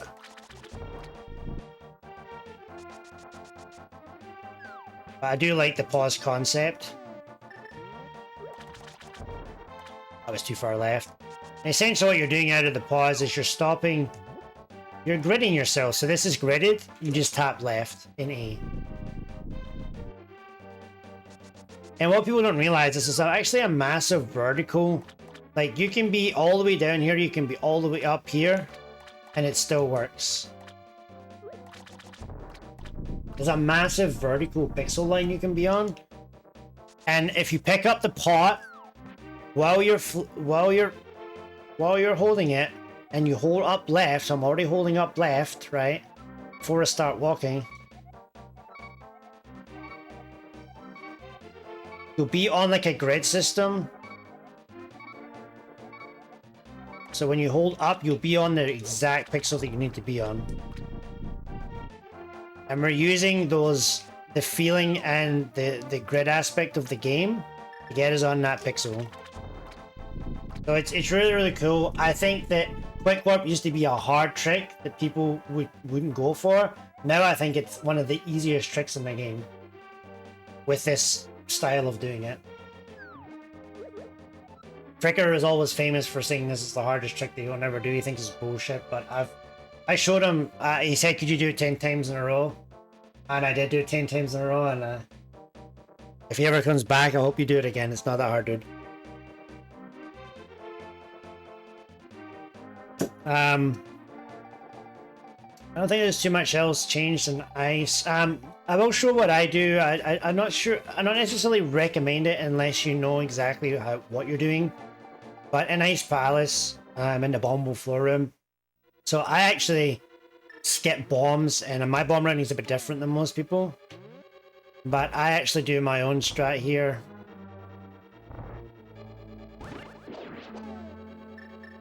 Where I fire rod here like this. You come in with fire rod, right? It's been a while. What do you have on here? Hey, you have fire rod. I gotta drop the bomb like this. This is my usual loadout, yeah.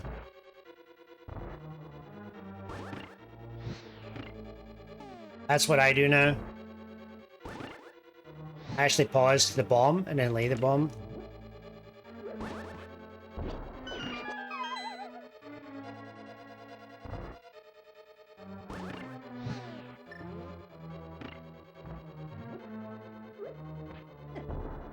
There's also a jelly boost you can do there too.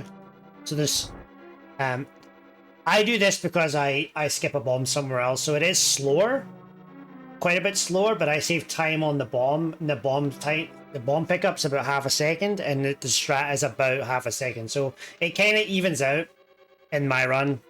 I just prefer this routing. Actually, this saves me 10 frames. It does affect magic count.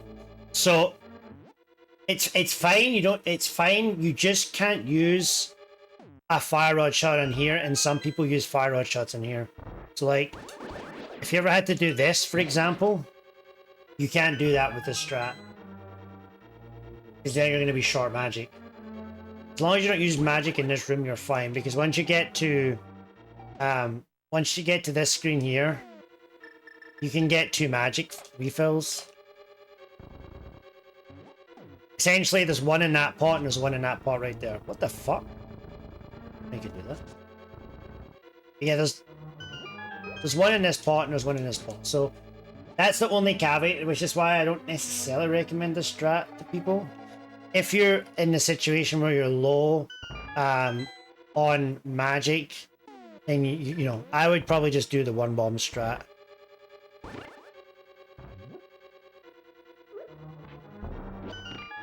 I did 1 bomb for ages. People trying to do 2 bomb at like high 130 levels is like bonkers to me.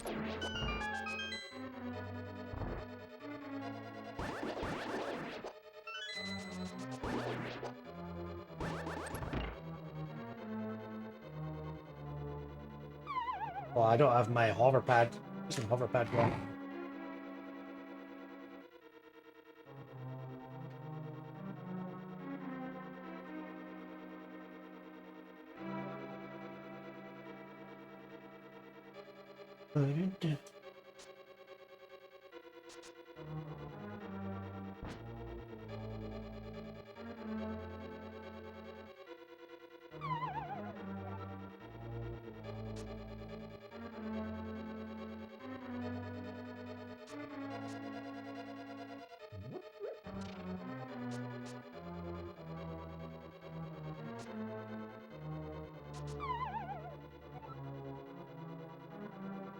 Yeah, exactly. I don't think you should. I know Fox is a big proponent of this, but I agree with him that I don't think you really need to optimize bomb routing until like way down in level. I just don't think it's necessary at all. Until you're like way down in time, like 127, 126, 128 maybe at the max. I don't think it's worth it at all to optimize bombs. Just give yourself all the bombs that you can get. Get toilet bomb, for example. Get conveyor bomb. Get all the bombs that are on the road. Just pick them all up. Because the worst thing you want to do is rip your run because you don't have enough bombs. When you probably have 5 minutes to save in just basic stuff. Bombs are not gonna save you much time. The bombs will save you 1 second. Will lose you entire runs, and at at that level, you don't want to be resetting runs because you don't have enough bombs to finish the game.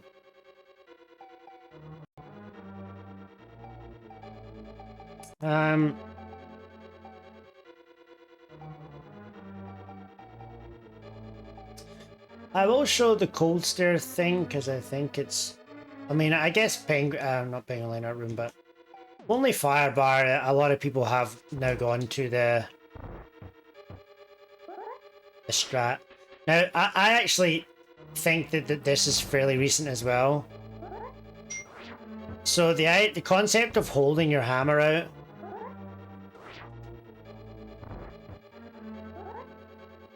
is fairly new. This is a Zelda thing.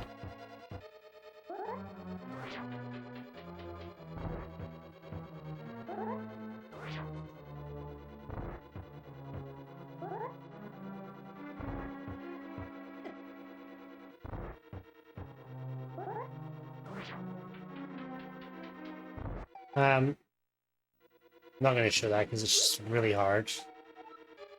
Swamp.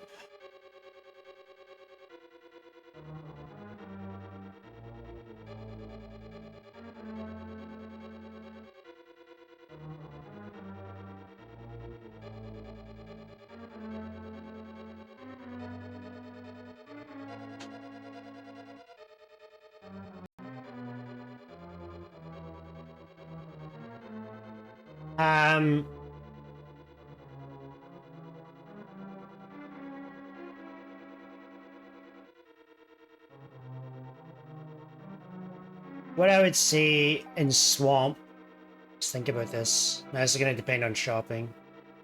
Any of that stuff that's... I don't think there's too much to talk about on the way to Swamp. It's just getting shit.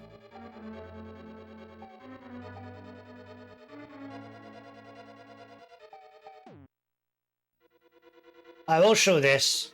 I mean, this has been known for a while. This is something I found ages ago. But if you have this in your way like this, if you nudge this here, you will always bypass this. I call this the Phelps slide. You have to nudge. So you see how if I don't nudge, he hits me, and then if I nudge, it doesn't hit me? It's kind of really weird, but I call this the Phelps slide. It's been known for a while, but I always like to show it because I still see people trying to go like underneath and getting hit and losing tons of time. This is really good. I don't think there really is much in Swamp to talk about, if I'm being honest. Swamp has not really changed that much in 100 years. Just going through the rooms in my head.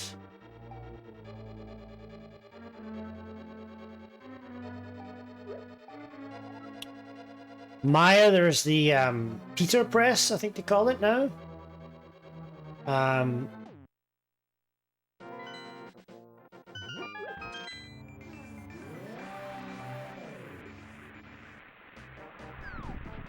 So the Peter Press is... Well, I don't know this menu because this is not my usual loadout. So if you... Obviously, usually you push Y to activate this, but if you push Y and B on the same frame, you see how I'm getting a beam there instead of there? You push Y and B, similar to a spin speed like this. It saves you like 4 or 5 frames. I have no clue why. But it saves time. They call this the beater press.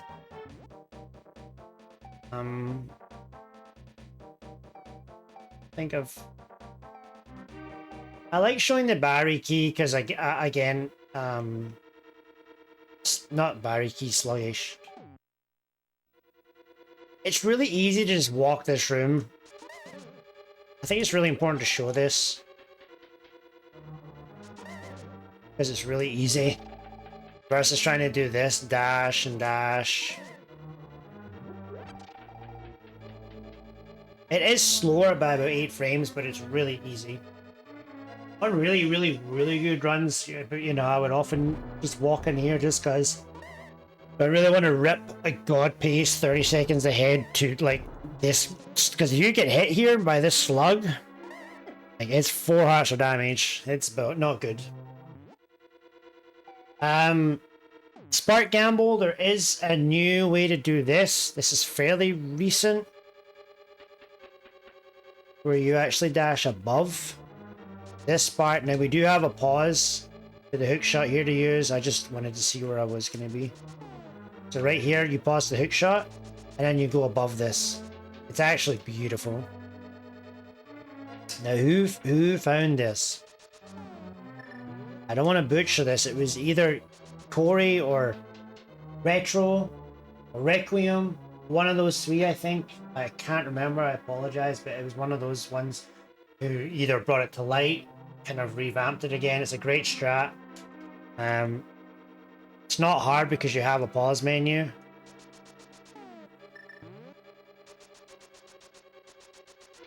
It saves time as well versus the other strat, so that's kind of cool.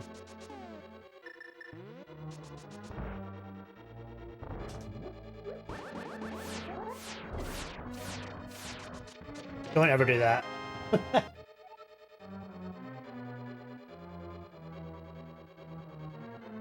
No, you don't need to roll cancel. There's nothing fancy about it. It's, you want to move right off the stairs is the important thing. So off of these stairs, you move right because you want to keep yourself gridded. All you're doing is just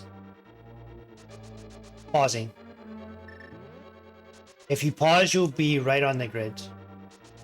If you go too far, for example, then what you can do, like this, is you can just move back up again.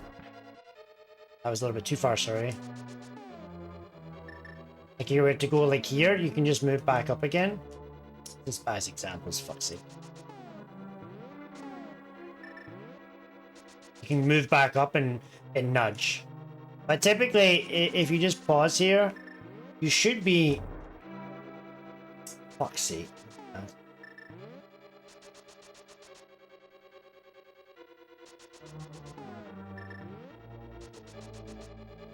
It's getting quite technical now, but I want to... right here, it's just going to be a bonk. Okay, so...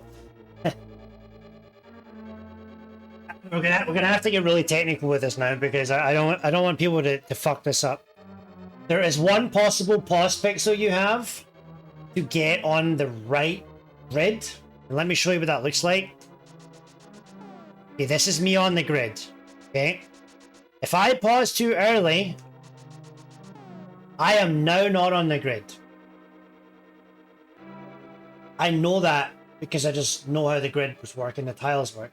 So out of this menu, I'm going to have to hold down right to avoid bonking. Now the other... No, you don't want to do it the other way. This is the only way to do it, actually. Is you got to pause. I'm fine. You can go right.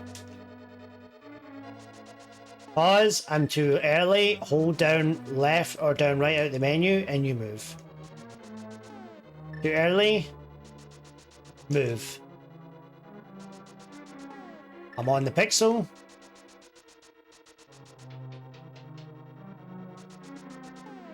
I'm on the pixel.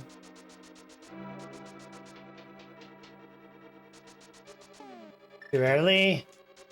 I actually moved a lot there. So I wanted to make sure that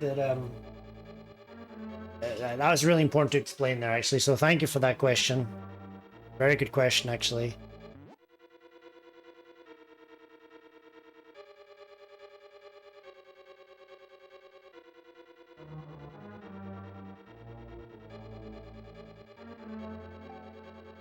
Um...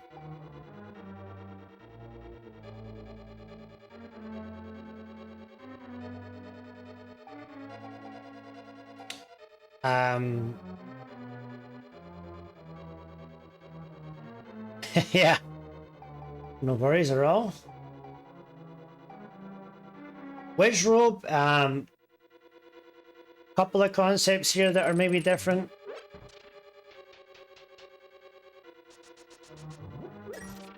I like this strat.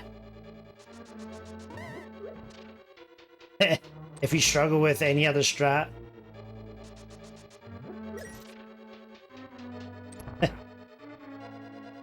This isn't hard, so I don't know.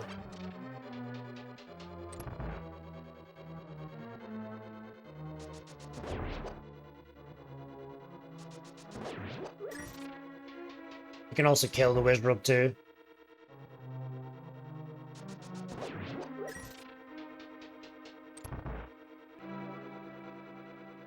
Big lurk at work! Yo, coin! What's up, Jake? Thanks for the lurk, guys. Welcome in, Jake.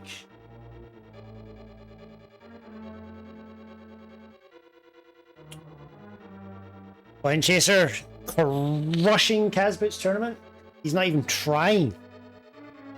Not even trying. Happy Friday, everyone.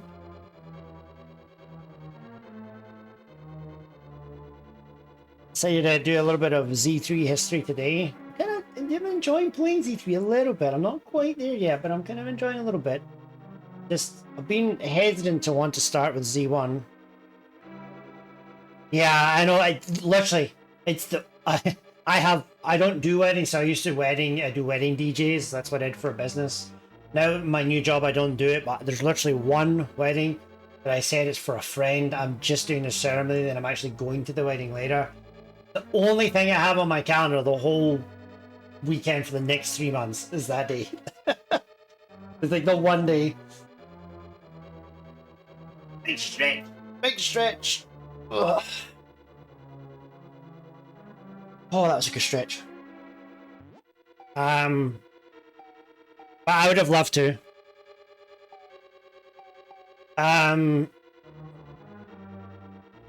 might be able to, what time is it on? I might be able to watch it. I'll have it in my ear, because I'll be setting up in the morning, and I don't think the wedding's till the afternoon, like 1 or 2, so I could probably watch it, but I'll be at a friend's house before the wedding. Half drunk, probably, hopefully. One thing I will say about spooky action, I think that this, fuck. Not this room. Ignore what I'm doing now. I used to be a big proponent of this walk strat. I am now not a proponent. If you do this strat, I'm going to tell you right now, please stop this strat. You're going to have to trust me. Trust me. Just trust me. I've spent more time in this room than you could imagine. The walk strat is a bad strat. It's bad. This is a much better strat.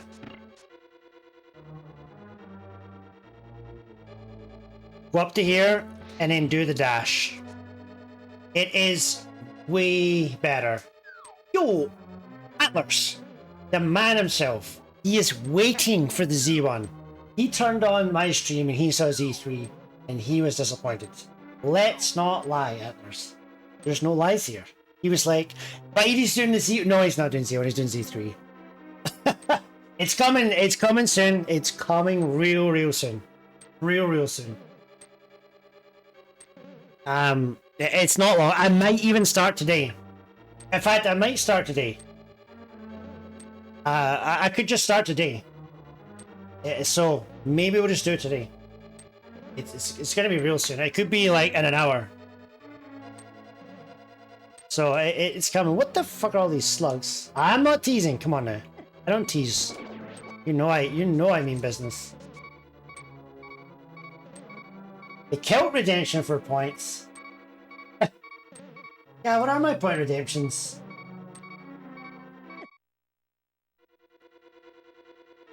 What happened to my point stuff?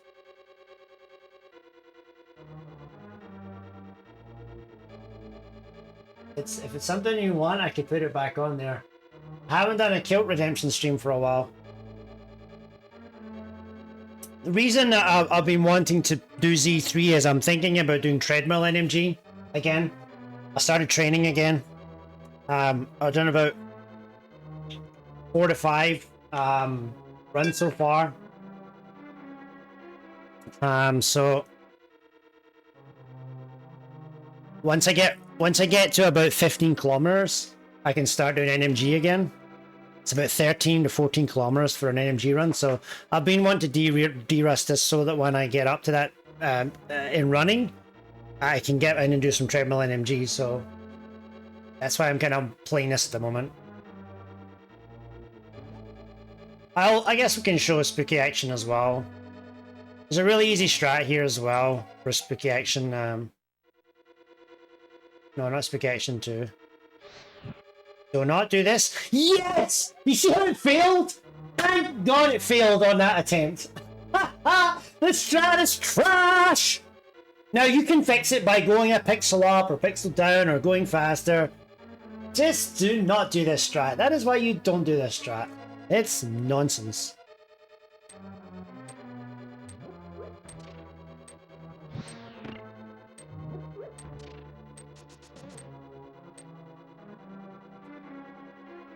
This strat will not fail you.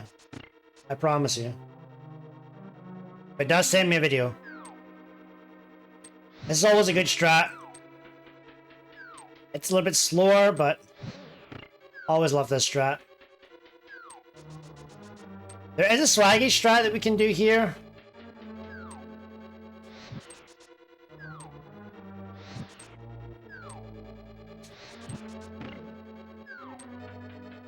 Quite swaggy.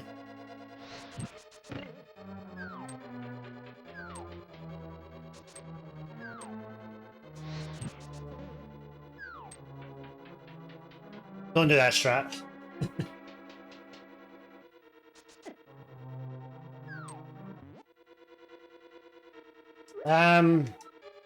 Turtle Rock. Yeah, I could add it back in. 100k kilt stream. I already owe Poyo a stream though. I can't remember. I still owe him a stream from like 5 years ago. I am a man of my word, so I will do it. What I think would be funny would be to do my first treadmill NMG stream in a kilt while doing a run. That is what I'm kind of planning for my first NMG treadmill stream. Is to do it in a kilt.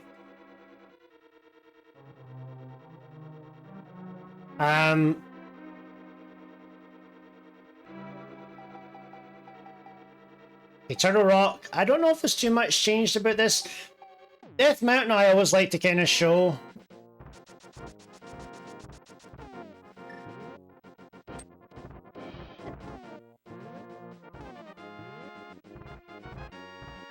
So typically the optimal strat is you move up here like this so that you're in line here. But what I like to do is I like to jump off like this, and it's for this reason exactly. If you jump off straight here like this, you will jump below this dead rock. Right here. Ah, no, wrong button. Right here. See this asshole here? Boom. You can actually get below him and hit him. This is why I really like this strat.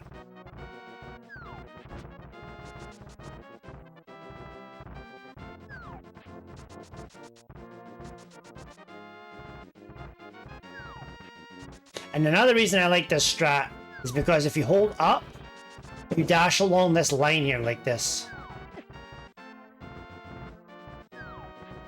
Like that. It's so beautiful. It's just beautiful. God, I fucking hate dead rocks though.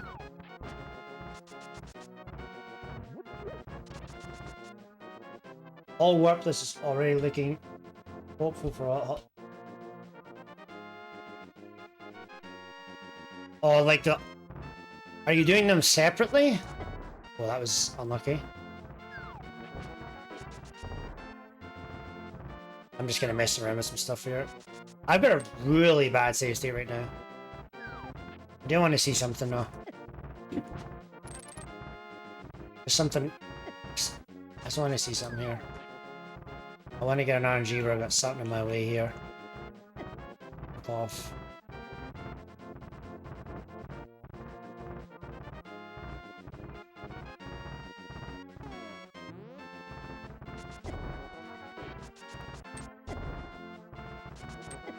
Fuck's sake. Not gonna work. There's something I need to personally practice here.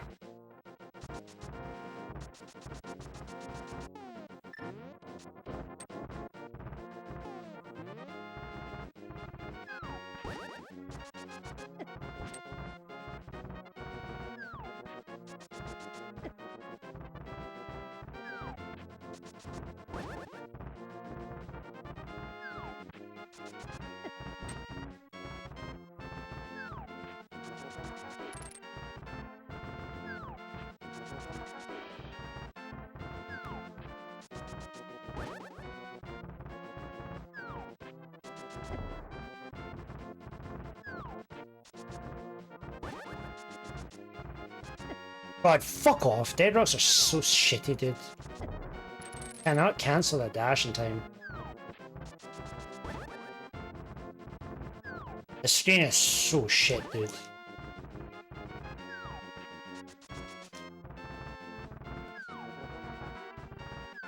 Come at me, bro. At me, bro. At me, bro. I'm gonna practice what happens if this catches me. Come at me. There we go. That's all I wanted to do.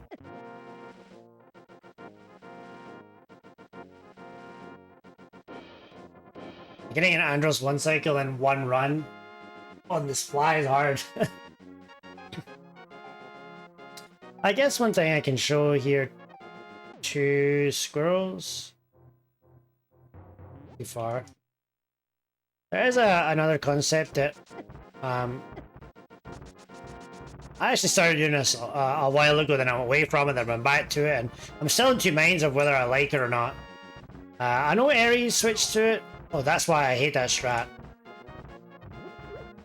That was a great example of why I think that strat's not so good. Right here, there's actually a couple of different options. So typically you come down like this. You can actually come off of the slope like this. And what it allows you to do is like read what this RNG is going to be like. That, for example.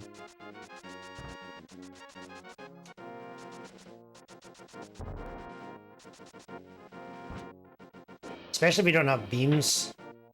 Because then you can't get this guy out of the way. So if you come to here, and he quite often stops right here, and then like that, for example. So it kind of like gives you time to like read this RNG a little bit. And then what you can actually do is, if he stops in your way, for example,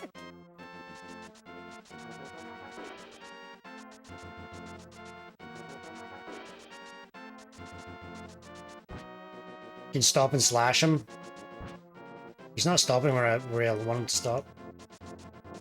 Right there, you can slash him out your way. There's pros and cons to both, but I love Andros 1 Psycho.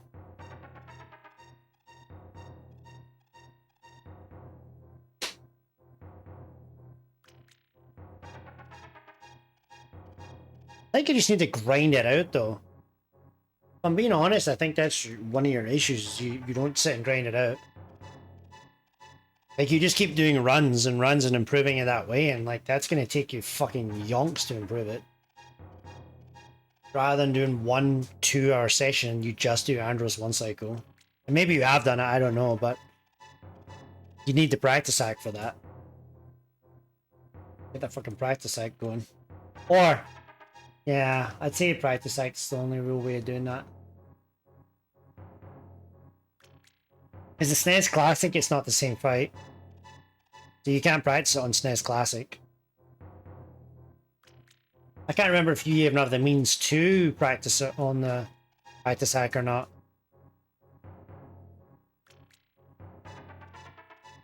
In my opinion, I'd even fire up on your PC. Use the emulator FX settings, set them to 75 and do it that way. There's like so much that I learned about it from just doing it over and over again. Like little, like I started to realize if there was specific firing that he was doing, I could tell which RNG it was. Like there's more and more and more that you learn about it. It helps you with it. Like when to spin right, when to spin left, when to do a barrel roll if it's certain RNGs. Like you get really, really, really in tune with how to do it. And then it does just get better and better and better. Like I was at the point where I was getting it like 4 or 5 times in a row in practice, where it was like not as inconsistent as I thought it was. Like, there's still times it screws you, but I think you can make it more consistent than most people realize. I don't think there's much in TR, if I'm being honest. Oh man, I'm tired.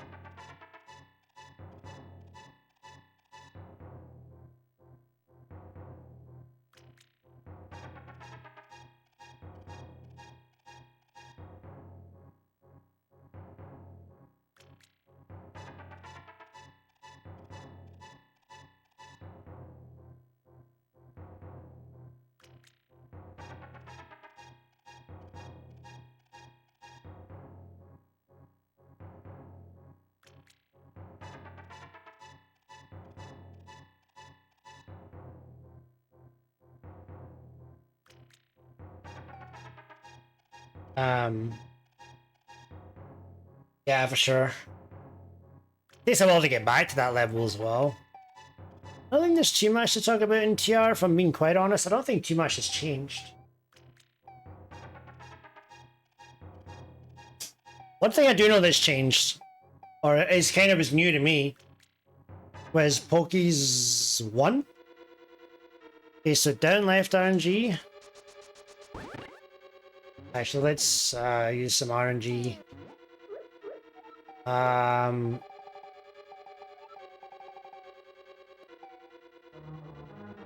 where's the Pokies?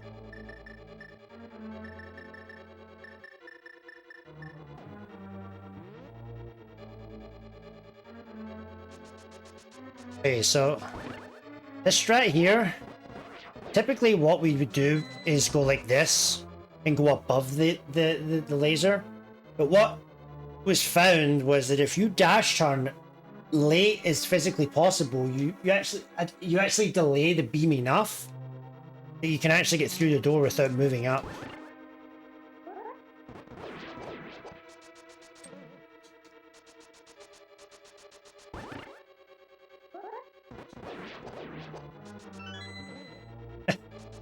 Actually quite difficult, not gonna lie.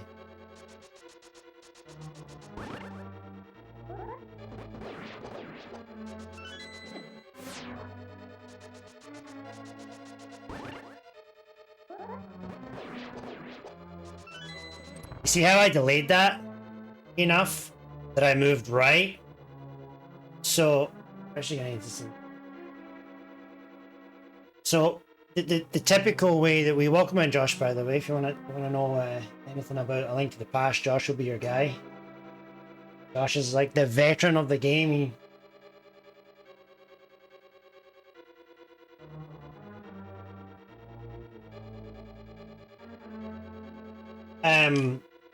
So the concept we used to have, and it was that we would go higher here, right? So we used to, you know, get the key.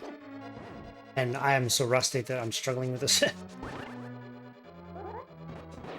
So we would go high, right? And then we would avoid the beam altogether, right? Which obviously is good, but it does lose time. So what was either found or reignited was the fact that if you delay your turn, the very last point of the turn, that you delay the laser beam, and you can actually get past the second laser beam, and it looks like this. And I showed it before, but I'll show it again.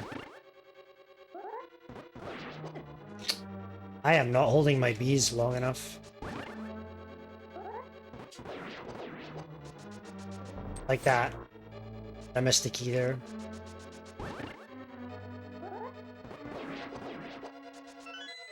God, this is hard, man. Do this dash delay turn. There we go, that was it. So, you see how the first beam fired and then I was able to get past it and then into the end before the second beam? If you dash turn early, this is what happens if you dash turn early and you don't move up.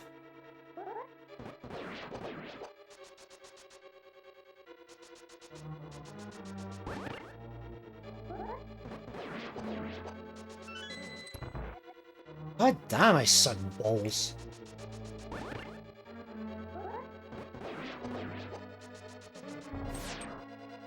I am really sick right now.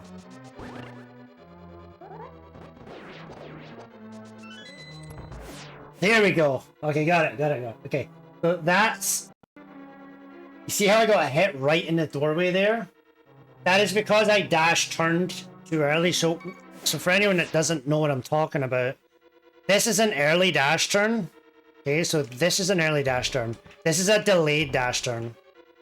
So essentially I'm turning on the first possible frame on an early one, and I'm delaying to the last possible frame. And this is a really interesting situation where by delaying the turn, you're delaying the laser beam, and you're delaying it enough that you can actually get in between the gap between where the first one fires and the second one fires. And I think this is really cool. And I didn't know about this until not long ago, like maybe a year ago. Yeah, cardinals. I guess like cardinals here. Like cardinal here, cardinal here. Like that. Yeah, okay, so I understand that concept. So what that actually does is delaying the time. So by coming down like this, if that's what you mean, it should actually delay the room time to allow the poke to come higher, which is the problem I'm having here.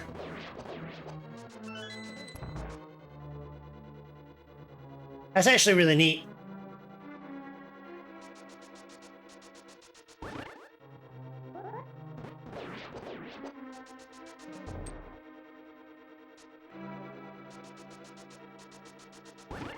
Still two.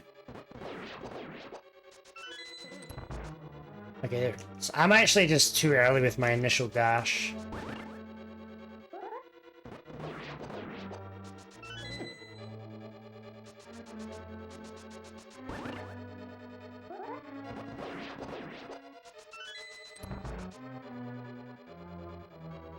Yeah, it is. You're right. There is another variation that you can do. I can show, which is this. If you have beams.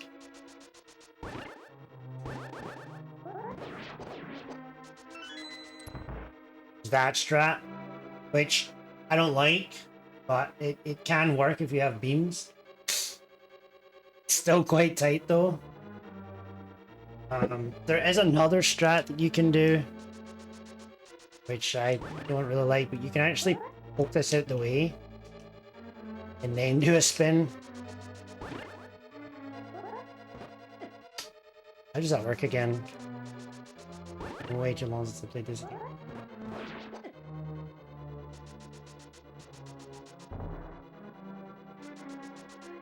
You have to go. I can't remember how this works. You go. I think you gotta go up and delay it a bit.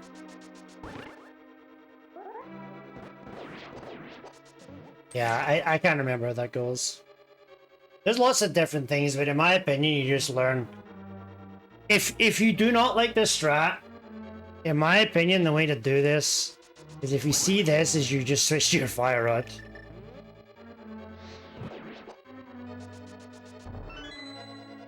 it would be a way to get around this.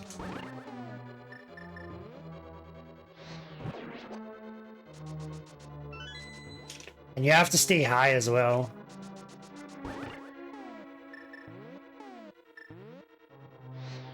Stay way high. Like this. But you're gonna lose a lot of time doing that. The other concept is this. And you just eat the bunny beam like this. Loses about a good amount of time.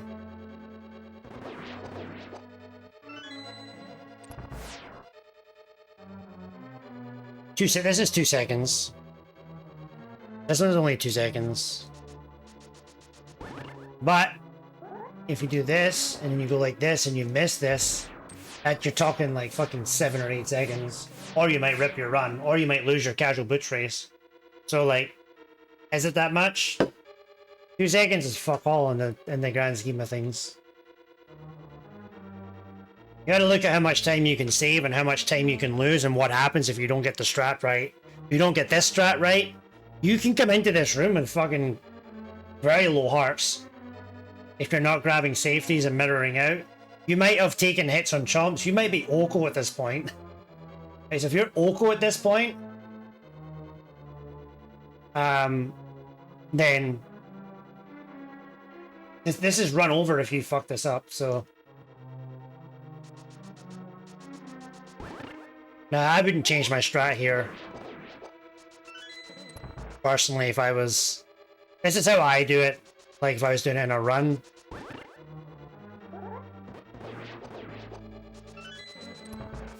And it's not that hard once you get used to it. You just have to look for visuals, like... I do not do that dash until I see that key spawn. So that is how I do it. I literally look at the key. As soon as I see that key spawn, I do my dash. No, I did my dash turn too late there.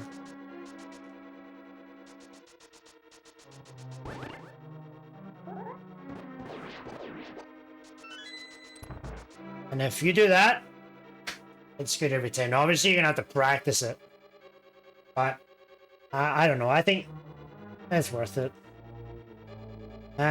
Something that some people still don't know about is the bunny beam strat, or they call it they call it what do you call it, true blue frames. So look at my chest grab time. So 639. If you tap A, you save 20 frames here. Lots and lots of people don't know about this. It's been around for a very long time. It's found by True Blue, who's a 124 runner. Many years ago. He's actually a good friend of mine. You essentially just use the A tap to cancel the bunny beam frames. So I'd say that's something that is not always common knowledge.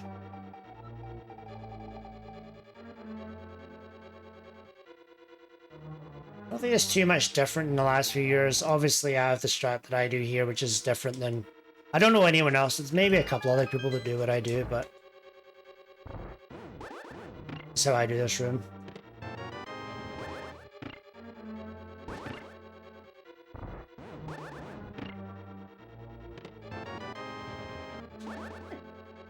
Oops. Try there. Another thing to note about this is if you have beams, you don't have to move to slash this. I've seen this before. So if you have beams, you can just stand off there. If you do not have beams, you can't hit this crystal switch. You have to actually turn to the right. Now how I do this room is I actually hold up left and I move back into it like this. So that I'm not, because it's hard to do this on the same frame, so I always turn back into it. So I always overshoot and then turn back into it. For that. I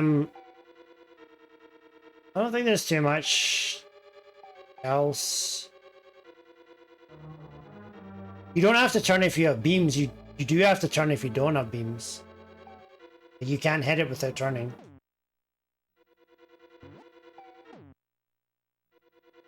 It depends if you have beams or not. There's no way to hit that if you've not got beams.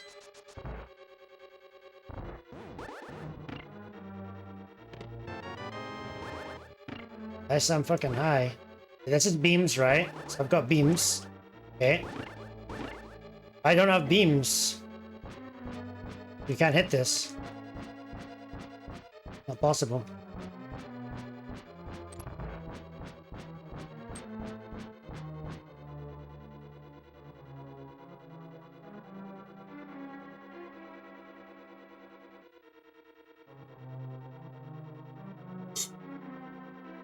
You have to move 1 pixel.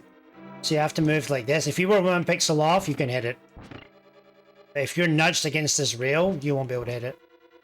So really, if you didn't have beams, the optimal way to do this would be to overshoot it. In fact, I'm 1 pixel off. That's still not working. You'd have to really overshoot this pixel. And then you're actually end up going to losing time versus just turning. I think anyways. I mean, you're only talking a few frames, but... we should have a go at this gap quickly before we move on.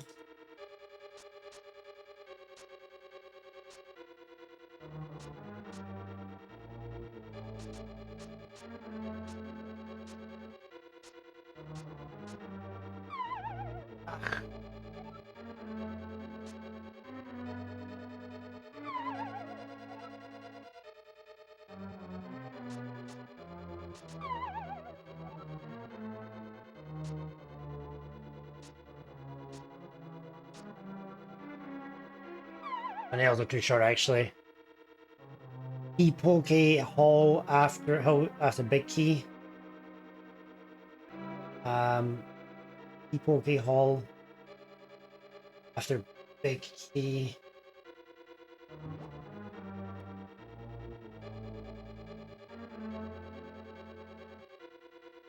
Which one are you talking about?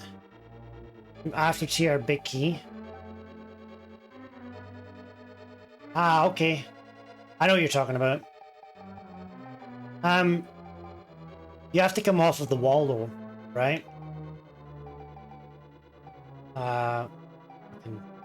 Pokies. I guess we have to do pokies with them.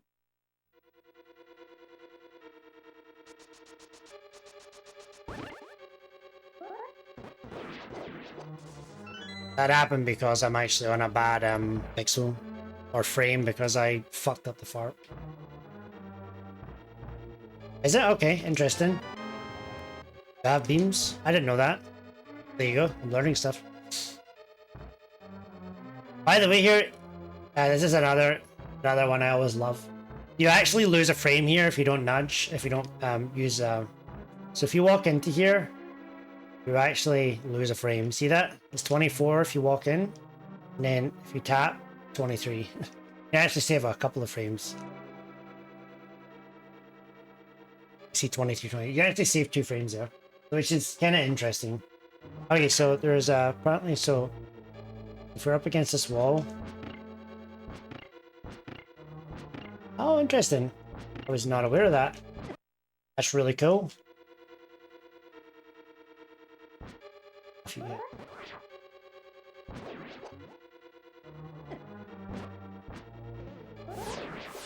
I did not know that. Oh, that's loads of time. That's like 100 pixel window. Like 100 pixels to work. Basically anything above there. Oh, halfway up. Ah, that's really cool. Let's see what it looks like in real time.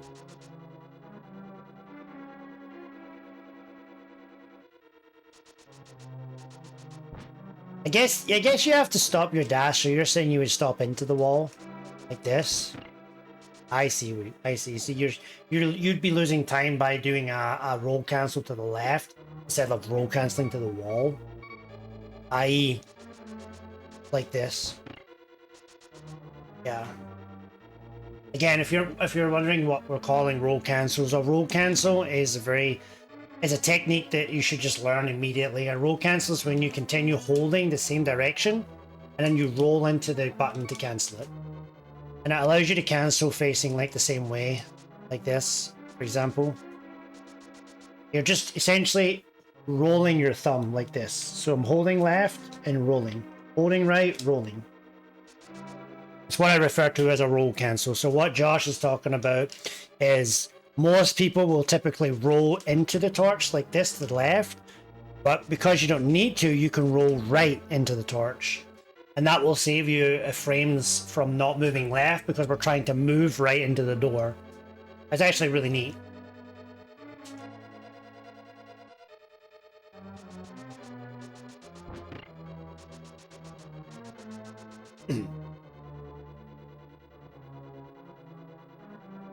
Yeah, I've called it roll cancels forever. Like, the thing that I found about roll, I never learned roll canceling until I was 125 going to 124. I wish I'd have learned it at like 130 level. Because it's like the holy grail of movement, in my opinion. It's the holy grail of A Link to the Past. It unlocks the entire game. There's so much stuff that just you use it for, getting off of the grid, not bonking, like it just uses it. I just use it everywhere. It's just so powerful. I mean, I've already talked about it probably 20 times in the stream already. That's really neat though, I didn't know about that.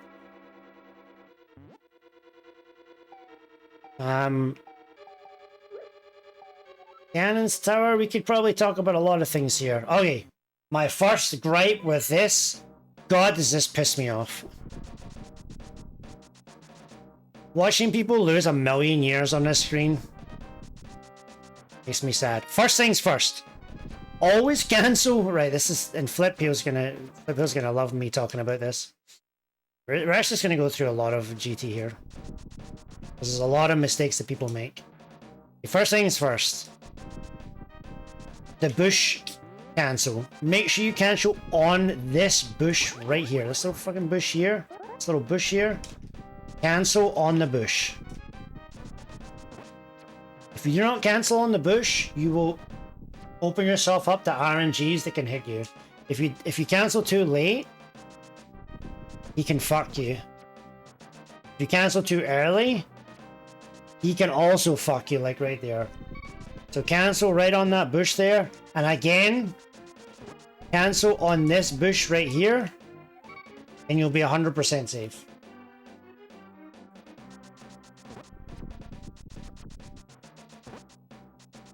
Alright, next screen.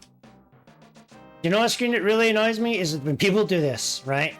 Now, if you're Zelda or Eddie or Doom or one of those very top level runners, they get a pass on this. Everyone else, believe me, this saves almost no time.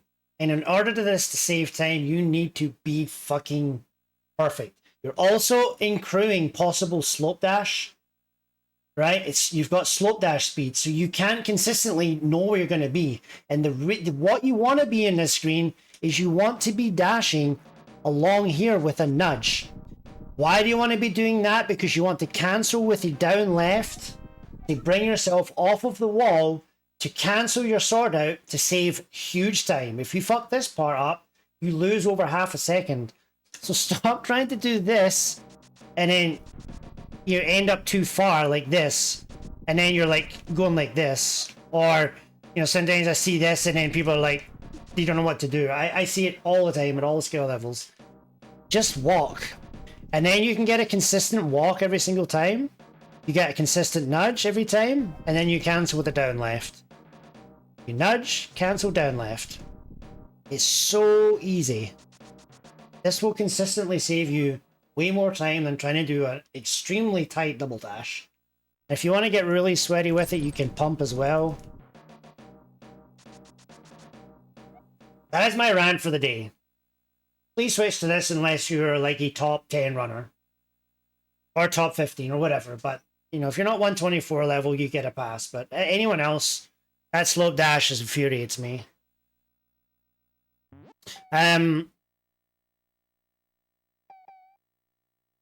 I'm not going to talk about Spite Skip because it's a trick and it's just hard for a lot of people. There's lots of stuff you can do. It's not new tech though.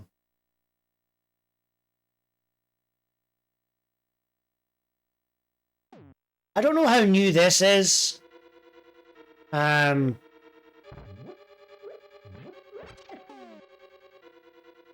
It's not new by any manner of means. It's very good to learn, but it's not something that a lot of people necessarily know about. There is an easy way to do it if you're looking for an easy way to do this. Right? I've seen people do all sorts of stuff like this. Like, don't do this, and then do this. I've seen this before. But, like, yeah, like don't do that. Just go to the torch, the pot, lay it, walk down, and then right and up. It's very easy. Only loses half a second. You want to do the harder strat? There's actually a strat here. Yeah, that's what I would say, Josh. I'd agree with that. How does this work again? Oh, this is how you do it. This is how... Hold on.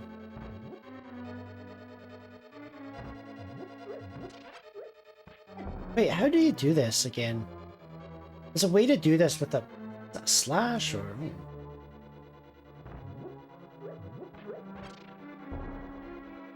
Hold on, I cannot... What the fuck? I can't remember. There's like a way to do this.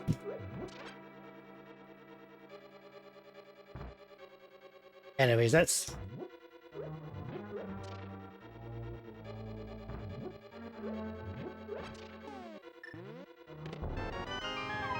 That's how I do it. There's another way that Baker Jr. actually does it, which I really like, but now I can't remember how it works. You do the bomb, you pick it up, you throw it. It's kind of a nice timing, but I can't remember how it works, so I can't show it, but... there's loads of ways to do ice armor, so I'm not going to really talk about that. That's just a preference thing. Mimics one, again, loads of ways to do that. I still do Joe Mimics. I've never found any reason to not do it.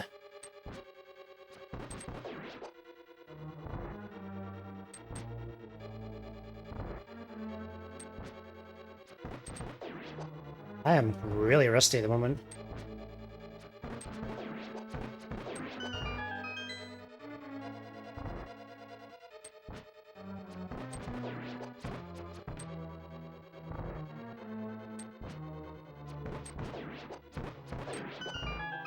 $650. I can get like a 638 with this strat if I'm going fast. I can't show the other strats, so I'm not going to do it. Wow, I'm actually trying to go fast. If I'm actually going slow with it, I would just be probably like a 6.5x, but if I'm trying to really push it, I get really inconsistent. And this is where it's really important to like really time rooms and things like that. Like, I hate when someone's like, hey, look at this strat they posted. It's some ridiculous optimal strat that someone's spent an hour getting a time on. That's not realistic. Like, you actually have to go in so you can see that if I do this strat consistently, I'll get like usually like a 6.5x, right? 702. Let's say 6.5 to 7.0. If I was to really, really start pushing this strat, I'll get faster times, but it becomes really inconsistent. Because that starts happening. Like 640, but you know, it's getting to the point where I'm kind of shit myself a little bit. 643, so I can get those times faster. But in a run, I really want to risk like missing one of those arrows. 649, so yeah, it's not. Absolutely not. It's ridiculous. I would never get a 6.3x in a run. Like 6.4x for me is even pushing it. Like that's getting to the point where I'm really pushing the arrow speed way past the point at which it should be. Or getting really close to this, like for example, like this. Like there's a 637, Joe Mimics, right? But I'm gonna do that in a run? No shot. No shot I'm doing that on a big fucking pace, like, no way. Because you have to start getting really close to this Mimic. You know what I mean? You get close to the spike and then you start getting 6.3x. I mean, who knows? I mean, that's 2 in a row. That can happen, right? There's the spike. That's one thing that can go wrong. That can happen.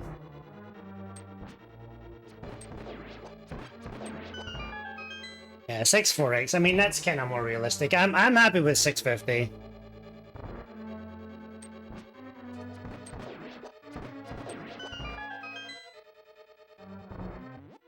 I have my own way of doing mimics too, where I move one frame down and I just do my double.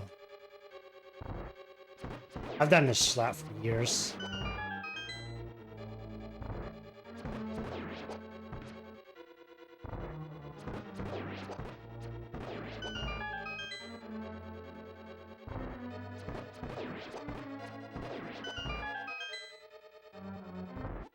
I don't think there's too much. I guess we can talk about I think Eddie found this the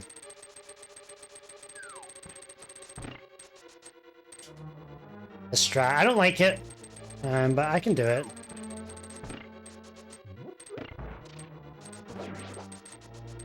It's a nice strat. I don't like it. When it goes wrong, it goes really wrong. Like if you go like this, and you go like this, and then you jump like this, it's a disaster. Like you can rip your run doing this strat. So I'm not a big fan of it for that reason.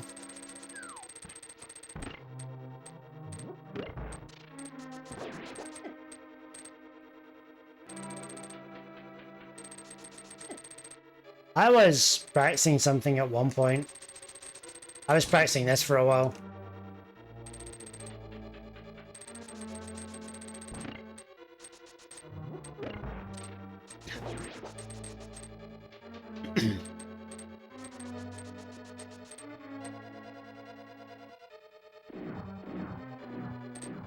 Yeah, and arrows are really important for me because I typically do Samario Lambo, which requires me to have arrow for G4, I need arrow for G5, I need arrow for G1, which is usually 2. I need tons of arrows.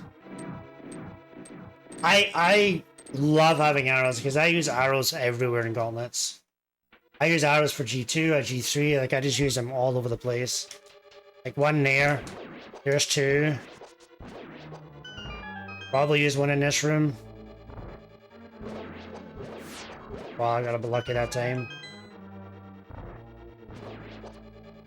Arrow there, missed him. Use an arrow here. Use an arrow here.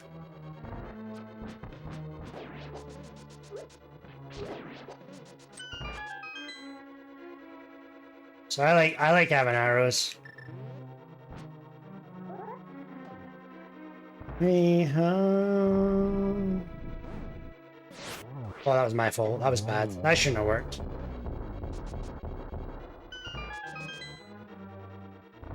Yeah, sorry, I'll go over gauntlets. I went off on a tangent there. I'm just gonna go through gauntlets because I think gauntlets, no matter where you are, is the most important thing in the game. If you've got like 5 minutes before a run, practice gauntlets. Gauntlets is going to be the best place to practice if you've got 5 minutes before a run or a race or something like that. My recommendation is do gauntlets like 4 or 5 times. It's got everything you need: movement, dashing, RNG, not manipulation, reaction. It's the greatest place to practice. It'll get you like really into where you're kind of struggling for that day. Is your reaction bad? Is your D-pad not warmed up? I like to warm up my D-pad before runs. I actually sit and I just twiddle it. So I sit for a couple of minutes and I warm my D-pad up before I race. So I often put my D-pad down with my left hand while I'm starting my stream up, and then I do the other way, and I do like 2 minutes of this, and I do 2 minutes of this. And I just find that if my D-pad is cold and I don't have time to like do a proper warm-up, 5 or 10 minutes, then it actually, if your D-pad is cold, it can affect your diagonals. It can affect things like changes, like directional changes and things like that. So anyways, I'll kind of go through. This is one I see a lot of. I see people trying to do this. This is unnecessary. Because we're going straight into an arrow, it's just down left off of the stairs here.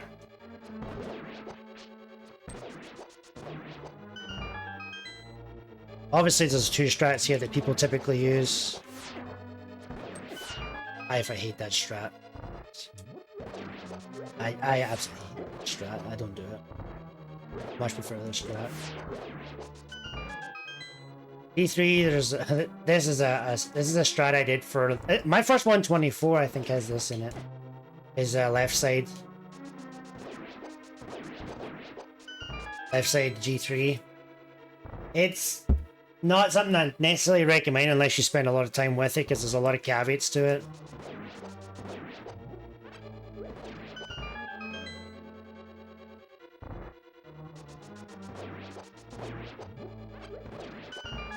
You gotta know exactly how the conveyors work, the timings of the laser beams and stuff like that. Something I do experiment with is this. So if I see this guy going up, I will fire an arrow in the first one across here. There's also another concept I played with where if I went to the left, like this, I deboost off of this guy. So if I see that middle guy going up and I miss him, I dash right across and it should get him every single time.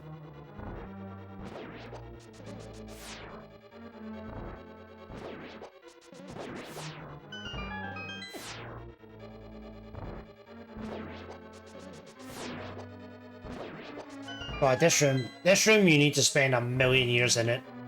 There's just no other way to fix this room other than to spend just a zillion years in it.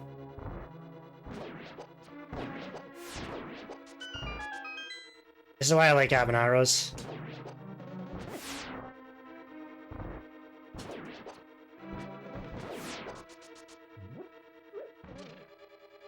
There's a strat I played around with where I was pressing this for a while as well, where I went up like this and went back across. But this room is just a nightmare if you... It's just a nightmare, this room.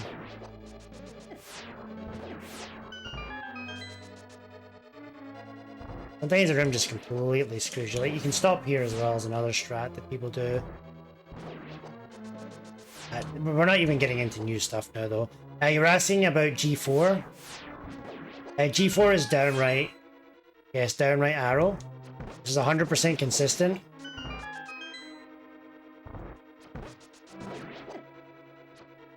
You can always do this.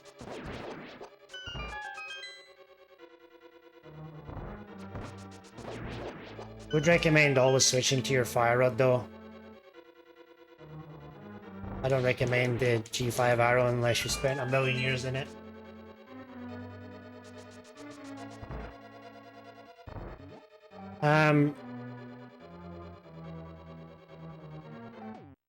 Which Rose 1 I played around with some stuff here.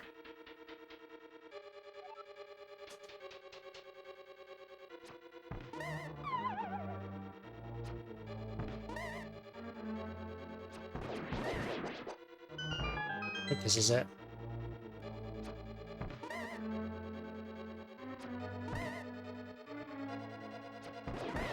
That's how you eat stair lag.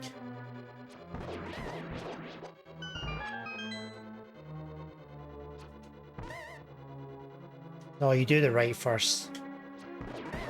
That's what it is. Okay. I remember.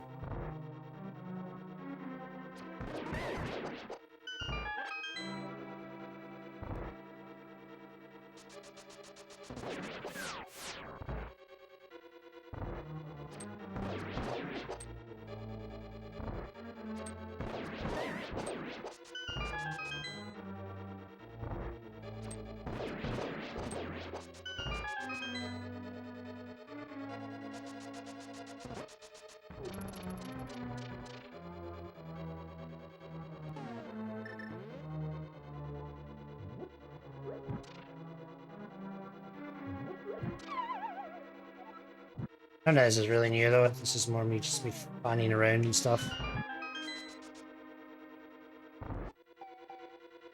One thing I will mention, it's new. I found this a long time ago, but I still do this to this day. So after a bombable floor,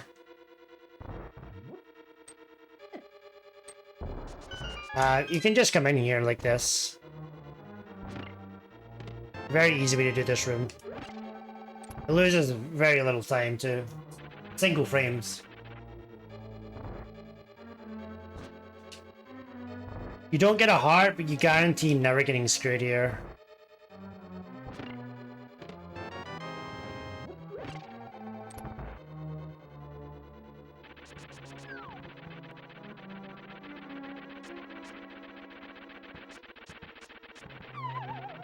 Garbage.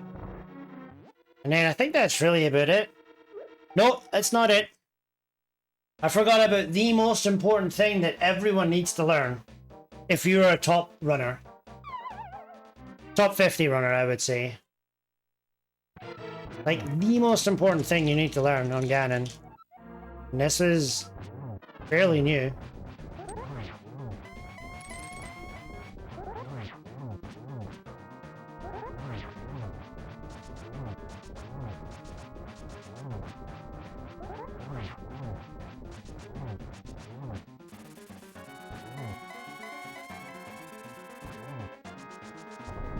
First things first, keep your hook shot out. If you have hook shot, don't switch to fire road early.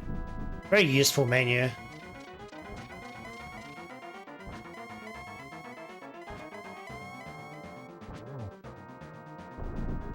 Okay, so what happens with torch glitch if you light it early?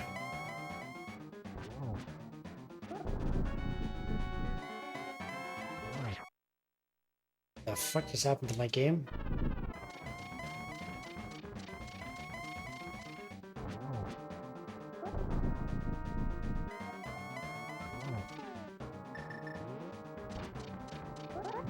So you went for this and you missed it, right? Shit. Just didn't get it off. You can actually go into alternate torches.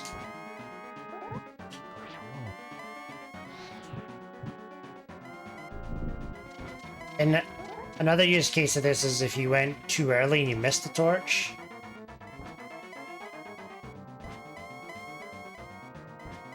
It's sucking me warps. Holy crap.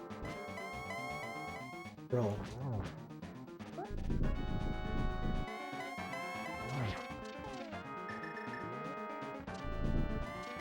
Blue Ganon, not really a situation for Blue Ganon, it's a bit different.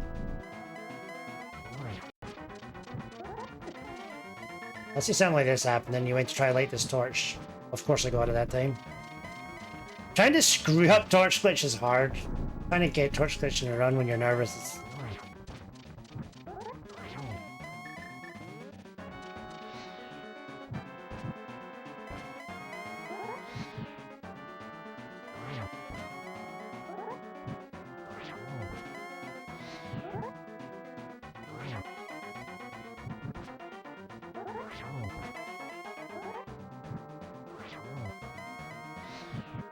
Ah, shit, I fucked it up.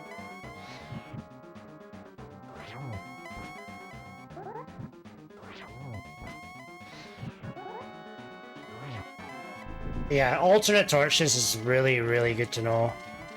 It actually saved me like 2 runs so far. One almost PB'd with it.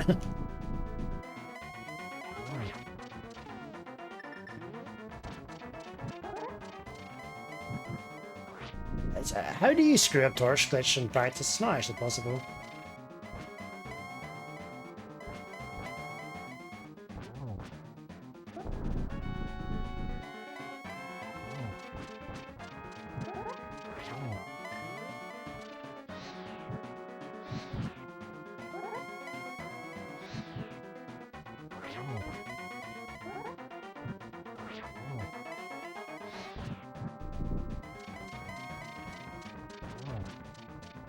Not done this for a while.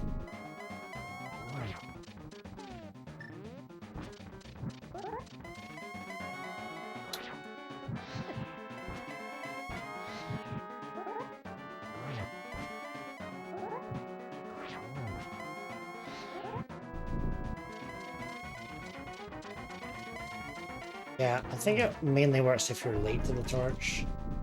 It eats your input.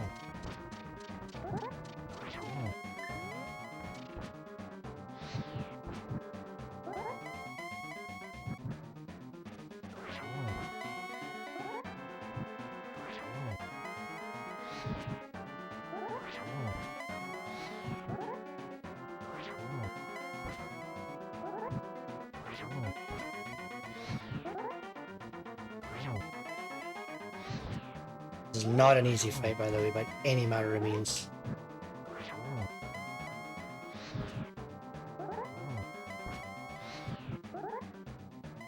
It's really, really, really difficult fight. It is really worth learning. Really worth learning. And that's it. That's like the history of NMG with a little bit of some stuff thrown in there, and there was some rando in there, and a little bit of everything. So it's actually a really good session too. Like, it got me doing a lot of rooms that I haven't done. So 3 hours. That's typical Bitey fashion.